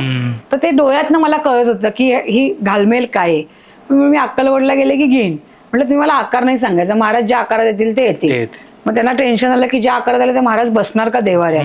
म्हटलं महाराज 1,00,000% देवाऱ्यात बसणार, महाराज कधीच बाहेर बसत नाहीत. मग ते कुठे ठेवायचं काय. म्हटलं महाराजांनी ज्या दिवशी मूर्ती आणली त्यांच्या हातात दिली, महाराजांनी ती जागा पण निश्चित सांगितलेली असते की मी देवाऱ्यात कुठे बसणार आहे. आतापर्यंत ज्या मुर्ती दिल्या गेल्या किंवा त्यांनी द्यायला सांगितल्या त्या ठिकाणी त्या घरामध्ये महाराजांनी त्यांचं स्थान ऑलरेडी निर्माण केलं होतं. ते मोकळं होतं आणि तिथे जाऊन महाराज बसले. म्हणजे ते महाराजांचं घर आहे, तुमचं निश्चित नाही. त्यामुळे जर तुम्ही काही चुकीचे निर्णय पण त्या घरात काही कारणाने घेत असाल तर महाराज तिथे तुम्हाला थोपवणार आहेत, हे निश्चित आहेत. त्यामुळे उलट चांगलं आहे ना, असं कोणीतरी थोपवणाऱ्याची आवश्यकता आहे. बरं तुम्ही त्यावर प्रत्युत्तर देऊ शकत नाही कारण तुमची तेवढी ताकद नाही. थांबा म्हणलं की थांबायचं, जा म्हणलं की जायचं आणि कर म्हणलं की करायचं. ही जी ताकद आहे फक्त श्री स्वामी समर्थांमध्ये. खरंय. तर असा उदंड सगळं काही असलेला आपला दैवत. आणि मजा म्हणजे लोक असं असतं की लोकांना सगळ्या देवांबद्दल खूप क्रेज आहे. ऑफकोर्स सगळ्या देवांबद्दल, गणपती असो, कृष्ण असो, किंवा असं आम्ही मधुरा बघितली की हा काय सजवलाय कृष्णाला, हा असं वाटतं. ते कुठल्या देवीच्या मंदिरात काय दिसतीये देवी, हा सुंदर असं वाटतं. अष्टविनायकाला गेलं की त्याचा एक आनंदच वेगळा असतो. बरोबर. हे सगळं जे आहे तर महाराजांनी आपल्या म्हणजे पूर्वी ते असताना त्यांनी ही सगळी रूपं आपल्या भक्तांना दाखवलेली आहे. त्यांनी त्यांचा दृष्टांत दिलेला आहे. अगदी बरोबर. त्यामुळे ते सगळे देव ज्या देवात लपलेले आहेत, ज्या गुरुमध्ये लपलेले, असा आपला देव आहे. म्हणजे महाराज इथे सुद्धा नवरात्रामध्ये या कमलमुखाचं जे स्थान आहे तिथे पण स्वतः 9 दिवस 9 रूप देवीची घेतात. छोटी मूर्ती पूर्वी ते घेत होते, म्हणजे 6 वारी साड्या छोट्या मूर्तीने नेसाव्यात. हे आमच्यासाठी खूप मोठी लीला होती महाराजांची. कारण ही भावना होती ना, या देवीत मला महाराज तुम्ही दिसा. म्हणजे प्रत्यक्षात आज महाराजांची म्हणतात ना की शरीर नसेल महाराजांचं, पण तो आत्मा जो आहे महाराजांचा तो आजही आहे. तो ऐकतायत ते की तुला काय हवंय करून, हा छान, तुला असं पाहिजे का, वा वा छान, नथ घालायची मला घाला, घाल छान छान. मग तू कुठली प्रकारची टोपी, हा मला कुठली टोपी चालेल, मग मला अशी टोपी घाल, माझ्या पद्धतीची घाल, मला फेटा घाल, मला पगडी घाल, मला तुकारामाची टोपी घाल. ते कधी नाही म्हणत नाही, ते कधी करत नाहीत. पण जर त्यांना ती गोष्ट नको असेल तर ती अंगावरही ठेवत नाहीत. बर. म्हणजे गंमत अशी आहे की छोटे महाराज होते, आपण लोक जाम आयुष्य असतो, आपल्याला फक्त आपले कपडे इस्त्रीचे लागतात, आपले कपडे धुतलेले लागतात. आणि एकदा गंमत अशी झाली की महाराजांना आता प्रत्येक जसं हिवाळा आला, उन्हाळा आला, तसं महाराजांना आपण वेगवेगळे कपडे घालतो. तसं एकदा कॉटनचे माझ्याकडे 2च कपडे होते कॉटनचे आणि मी छोट्या महाराजांना उन्हाळा म्हणून ते एकदा घातले. असे मी त्यांना सकाळी आंघोळ त्यांची झाली की त्यांना ते त्यांचे वस्त्र अलंकार तो कॉटनचा कपडा बाजूला ठेवायचा, ते लक्षात नाही आलं धुवायचा. एक दिवशी अंगावर घातला, पूर्ण खांद्यावरनं खाली पडलेला. परत घातला, परत तेच, परत घातला, परत तेच. म्हणजे काय झालंय, काय नाही, काळा पट्टा होता त्या कापडावरती, तो त्यांना नको होता. म्हणजे जे त्यांना करवून हवं आहे ते सगळं ते करतात आणि निश्चितपणे ते करतात. त्यामुळे मी इथे येणाऱ्या प्रत्येक प्रश्न विचारणारे असो किंवा नुसतं दर्शनाला येणारे असो, त्यांच्या भावना काय, लोकांना ना कुठल्याही ठिकाणी गेल्यावर ना बसण्याचे पण पेशन्स नसतात. नुसता नमस्कार करायचा, लगेच केला नमस्कार, चालले. कारण जिथे प्रदक्षिणा घालता येते तिथे ते घालतात, पण जिथे घालता येत नाही तिकडे नमस्कार करतात. दारातनच नमस्कार केला, का रे बाबा बस की त्यांच्यासमोर 5 मिनिटं. जे तुला आज आधार देत आहेत त्याच्यासमोर तुला 5 मिनिटं बसता पण येत नाहीये का, बस 5 मिनिटं. आता माझ्याकडे प्रचंड गर्दी असते, माणसाला बसायला जागा नसते, पण मी महाराजांना म्हणते जरा ऍडजस्ट करून घ्या, म्हणजे तसं आणि मग तुम्ही मला दुसरी जागा द्या. बरोबर, काय ऑप्शन काहीच नाहीयेत. मग ते कसं तरी करून ते ऍडजस्ट करून बसतात. मी त्यांना कंपल्सरी बसल्यावर सांगते, आता तुम्हाला 7:15ची आरती घ्यायची, आरती घेतल्याशिवाय जायचं नाही. मग त्यांना असं वाटतं अरे इतकं बसलं तर आरती घेतल्याशिवाय जायला नको, आरतीला कोण नाही म्हणणार. मग म्हणायचं प्रसाद घेतल्याशिवाय जायचं नाही. म्हणजे ही परिक्रमा पूर्ण करणं, जे इथे परिक्रमा करता येत नाही, इथे प्रदक्षिणा घालता येत नाही, ती प्रदक्षिणा म्हणजे इथली पूर्तता. येणं, बसणं, दर्शन घेणं, आरती घेणं, प्रसाद घेणं आणि परत दर्शन घेऊन निघून जाणं, हे जे आहे ही परिक्रमा मी इथं मानते. म्हणजे महाराजांनी पोटाला आनंद देणं. कारण घरी गेल्यावरती मी इथनं प्रसाद कोणाला घरी नेऊ देत नाही, इथेच खायचा. त्याचं कारण असं आहे की तुम्ही ज्या ठिकाणी तो बाहेर नेता, एक तर तो सांडतो बरेचदा, त्याचं पावित्र्य राहत नाही. बरोबर. त्यामुळे आणि तुम्ही घरात गेला ना की त्या व्यक्तीला त्या प्रसादाची किती किंमत असते हे माहिती नसतं. हा, स्वामींचा प्रसाद म्हणून लोक घेतातही, पण नको थोडाच दे. नाही, जो हातात येतो तो प्रसाद असतो, तुम्ही मागता तो प्रसाद नसतो. करेक्ट. तर तो प्रसाद जोपर्यंत पोटात जात नाही तोपर्यंत त्याला प्रसाद कसं म्हणणार. त्यांना चिक्कार खा, पाहिजे तेवढं मागा, आम्ही परत कुकर भांडी सगळं लावायला तयार आहोत, पण आनंदाने हे करून जा. आणि इथे जे काय, आणि इथे लोक चिक्कार घरनं करून आणतात प्रसाद, भरपूर, अगदी भरपूर. म्हणजे वडेपासून सगळं काय काय असतात. महाराजांना पिझ्झा आणतात, सगळं आणतात. म्हणजे असं गंमत इतकी सगळी आनंदाने सगळं करतात. त्यामुळे एक वातावरण खूप वेगळं आहे, घरासारखं वातावरण. आणि त्याच्या मागचं बेसिक महाराजांचं कारण असं आहे, ज्या मर्माला मी आता बोर्ड घालणार आहे ते महत्वाचं आहे, की लोकांना आज घरच राहिली नाहीयेत. भिंती आहेत पण घरं नाहीयेत, घरं आहेत पण नाती नाहीयेत, कोणाला सांगायला जागा नाहीये. आणि तुम्ही कोणाला सांगायला गेला तर त्याचं काय होईल हे माहिती नाहीये, आणि तो प्रश्न सुटेल की नाही याची कल्पना नाहीये. आणि त्याच्यामधनं आज जे अवघड शब्द वापरले जात आहेत, त्या व्यक्तीला डिप्रेशन आलं, त्या व्यक्ती मेंटल ह्याच्यामध्ये गेला, त्रासामध्ये गेला, तो आजकाल कोणाशी तो ढम्मच झालाय, तो कोणाशी बोलतच नाहीये, तो घरात कधी काही करतच नाहीये, तो उत्साहाने कुठे जातच नाहीये. त्याला मेंटल प्रेशर आज किती आहे.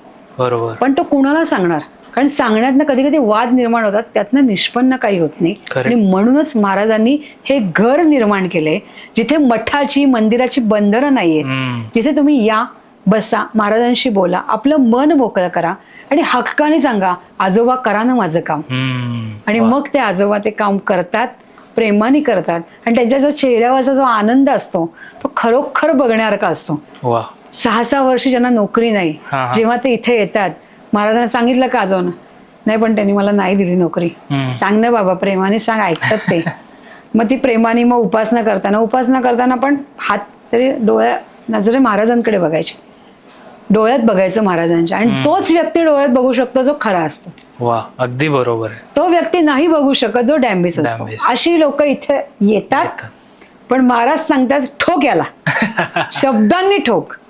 कारण असेही अनुभव आलेले असतात की ती माणसं काहीतरी वेगळंच कारण, खोटं कारण सांगून येतात. काही माणसं, एखाद्या माणसाने जर त्यांची काही पत्रिका बघितली असेल, त्याला काही सांगितलं असेल तर त्याला व्हेरीफाय करायला इथे क्रॉस चेक की ही बाई खरं सांगते का, मी कुठे सांगते, महाराज सांगतात. आणि बरं गंमत अशी होते की तो जेव्हा प्रश्नाचा नंबर मला देतो, कुपन असतं ते, तेव्हा तो मला देतो, तेव्हा जर महाराज म्हणले याला सांग घरी जायला, याला काही विचारायलाच सांगू नकोस, मी सांगते घरी जा बाबा, तू विचारून का काय चुकलं का माझं, चुकलं, मग ते ताई काय म्हणल्या तुझ्या पत्रिका बघून, असं डायरेक्ट महाराज विचारतात. अच्छा, म्हणून बापरे. म्हणजे हे जे आहे त्यामुळे इथे असं काहीच प्रकार चालत नाही. जे येतील त्यांना महाराज नक्की म्हणजे नक्की बाहेर काढणार. हम्म. आता काही ठिकाणी अशी गोष्ट होते जे खरं तर आम्ही लोकांनी करायला नाही पाहिजे. हे पण खरं आम्ही महाराजांकडनं शिकायला हवं वास्तविक. की पूर्वी महाराजांची एक कथा होती. ती महाराज एका असं शेताच्या इथे आडवे झोपलेले आहेत आणि त्यांच्या एका भक्ताला साप चावतो हा. आणि तो मृत्यूच्या दारापाशी आहे. तर तिथल्या आजूबाजूच्या लोकांना कळत नाही करायचं काय, तर ते महाराजांच्या खडावा घेऊन त्याच्या डोक्यावर ठेवतात आणि त्याचा तो मृत्यूतनं वाचतो. बर. आणि महाराज उठतात आणि खूप चिडतात आणि त्यांना म्हणतात की तुम्ही असं करू नका. मृत्यू जो आहे किंवा हे जे चक्र आहे हे थांबवायचं नाहीये, यामध्ये मी पडणार नाहीये, हे चालू आहे, असंच चालू राहणार आहे. आणि तुम्ही माझ्या या ज्या काही पादुका आहेत किंवा माझी जी शक्ती आहे याचा गैरवापर करू नका. बर. पण कधी कधी काय असतं, माणसाच्या भावना म्हणजे त्याला असं वाटतं की नाही हा माणूस चांगला आहे, हा माणूस बरा आहे. तर एकदा अशी गोष्ट माझ्याकडनं कळत नकळत घडली होती. तर ते चांगली का वाईट मला माहित नाही, पण माझ्या भावना त्या व्यक्तीबद्दलच्या खूप पॉझिटिव्ह होत्या. तर आमच्याकडे दर गुरुवारी एक जण येत होत्या, त्या चिंचवडवरनं यायच्या. त्या यायच्या, महाराजांना नमस्कार करायच्या, उपासना करायच्या. तेव्हा थोडी गर्दी कमी होती त्या आणि त्या लांबनं यायच्या. तर माळ करायच्या, सगळं छान होतं. आणि काही घरातलं झालं काही झालं तर इथे त्या सांगायच्या. आणि त्या इव्हन एक सांगूनही गेल्या त्या की मला सध्या म्हणजे तब्येत मला बरी वाटत नाहीये. आता ते कळत होतं की त्यांना काय होणार आहे काय नाही, लक्षात येत होतं. पण आपण त्यात पडायचं नसतं, जे जे होणार आहे ते होणारच असतं. बरोबर. आणि मला निरोप आला की ह्या आता ICU मध्ये ऍडमिट आहेत. या म्हणजे डॉक्टरांनी हात वर केलेले आहेत, आता काय काही नाही होणार. आणि महाराजांच्या ठिकाणी हे जे पाणी ठेवलेले हो हो, तर ते आम्ही तीर्थ म्हणून काही वेळेस त्यांना देतो. मी तीर्थ त्यांच्या कुटुंबाबरोबर त्यांना दिलं. आणि ICU मध्ये तर तीर्थही घ्यायला परवानगी नसते, म्हणजे काही पाणी तर ते ICU मध्ये घेऊच देत नाही. मग काय करायचं ताई, ते घेऊ देतील, तुम्ही काळजी करू नका, तिथपर्यंत डॉक्टर हे करतील. कारण शेवटी डॉक्टरांचा पण सायन्स बरोबर या अध्यात्मावर विश्वास आहे. मी असं म्हणत नाही की त्यांचा विश्वास नाही, कारण कुठलंही ऑपरेशन करताना डॉक्टर काही ना काही मनामध्ये म्हणत असतो. उगाचच दवाखान्यांमध्ये म्हणजे हॉस्पिटल्समध्ये मोठ्या मूर्त्या लावलेल्या नसतात, उगाचच कुठेतरी काहीतरी लावलेलं नसतं, त्यामध्ये 100% काहीतरी श्रद्धा असते, म्हणूनच ती गोष्ट असते. पण तुम्ही फक्त सांगा स्वामींचा आशीर्वाद आहे तो त्यांना फक्त द्यायचा आहे. आता ते का आपण काय त्यांच्या गोळ्या बंद करत नाही ना, फक्त ते करतोय. आणि तरी डॉक्टरांनी ते क्षणाला त्या व्यक्तीचे हात वर केले होते की हे अवघड आहे का.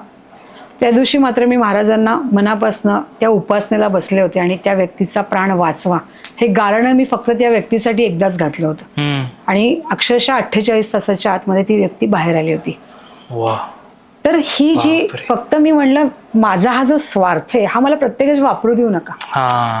कारण मी जर असं काही करायला लागले किंवा माझ्याकडनं काही केल्या गेलं तर याचा अर्थ खूप वेगळ्या पद्धतीचा होता. बरोबर. तर त्या ठिकाणी त्या भावनेंना कट करायची जी ताकद ही तुम्ही माझ्यामध्ये निर्माण करा. आणि महाराजांनी आता ती निर्माण केली की भावना ठेवायच्या नाहीत कुठल्याही प्रकारच्या. आनंद नाही, दुःख नाही, काहीच नाही, काही नाही, काही ठेवायचं नाही. हे मला मिळेल का तर हेही नाही ठेवायचं, मला मिळालं नाही का हेही नाही ठेवायचं. जे चाललं आहे ते रुटीन चाललंय ते चालू ठेवायचं.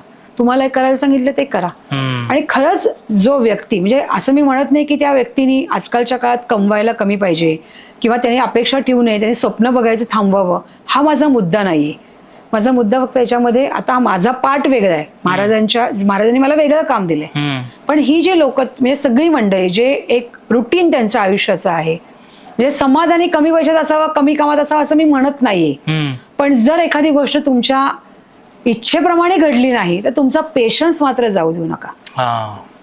तुम्हाला तिथे नितांत गरज आहे स्वामी समर्थ महाराजांसारख्या गुरूंची गरज आहे.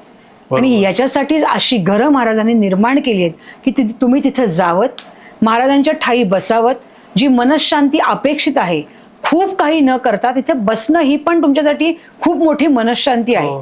आता काही जण आपल्या मुलांचे प्रश्न घेऊन आई वडील जेव्हा येतात, मुलं मोठी झालीत, माझा मुलगा लग्नाला तयार होत नाही, त्या मुलाला घेऊन या.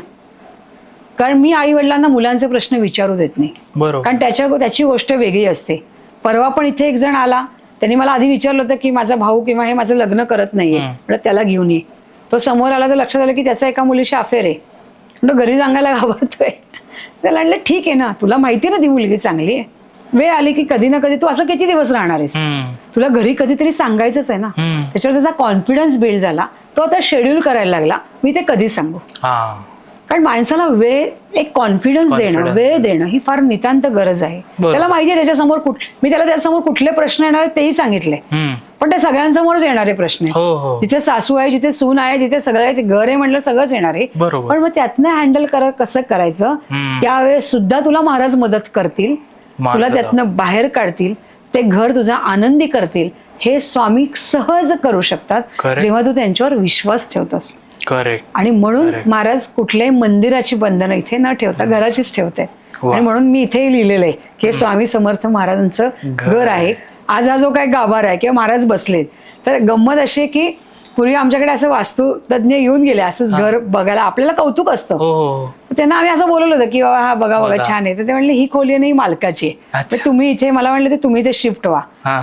मी कुठे नाही, मी नाही जाणार, मी नाही शिफ्ट होणार. कारण आपण इथे सेट असलो की असं वाटतं नको ना, जाऊ दे ना. पण मी सेट व्हायचा प्रश्नच येत नाही, मी हालण्याचा प्रश्नच येत नाही. जो ओनर होता, जो मालक होता, तो येऊन बसलाय, तर कशाला काय करायला काही गरजच पडत नाही. अगदी बरोबर. त्यामुळे हे सगळं विधी लिखित असतं. ती वेळ आली आणि त्यात फक्त तुमच्या श्रद्धेची आणि या गोष्टीची नितांत गरज आहे.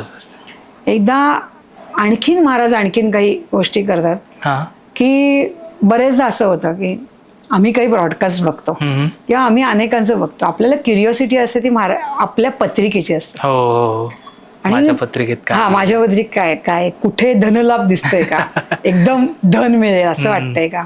असं असे नशीबवान खूप असतात ज्यांना परंपरेने काहीतरी मिळालेलं असतं, पण तेवढं त्याचं भाग्य पाहिजे ते. तर तिथे त्या कागदांवर, त्या चौकटींमध्ये ते सगळं लपलेलं असतं, सगळं माहीत तिथे असतं. मग आपण आपली रास कुठली आहे, मग त्या राशीप्रमाणे आपण बघायला जातो याच्यातनं काय होतंय. तर गंमत एकदा अशी झाली की मलाही क्युरिओसिटी निर्माण झाली, माझ्या पत्रिकेत आहेत तरी काय. कारण माझी पत्रिका एका अतिशय दिग्गज पत्रिका बघणाऱ्यांनी बघितली होती, मी नाव नाही सांगू शकणार आहे. आणि पत्रिकेमध्ये त्यांनी सगळं बघितलं, काही ज्या अडचणी त्या सुटतील सगळं सांगितलं होतं.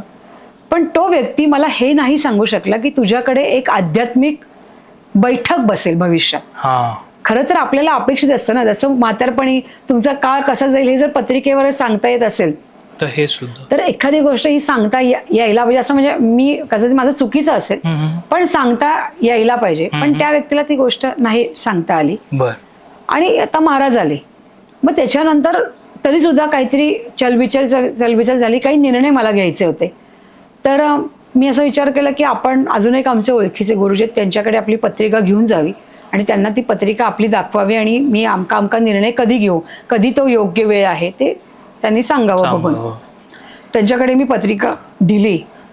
5-10 मिनिटं झाली, 15-20 मिनिटं झाली, 25 मिनिटं झाली, त्यांनी मला काहीच सांगितलं नाही. कारण त्यांनी माझी ऑलरेडी पत्रिका आधी पण बघितली होती.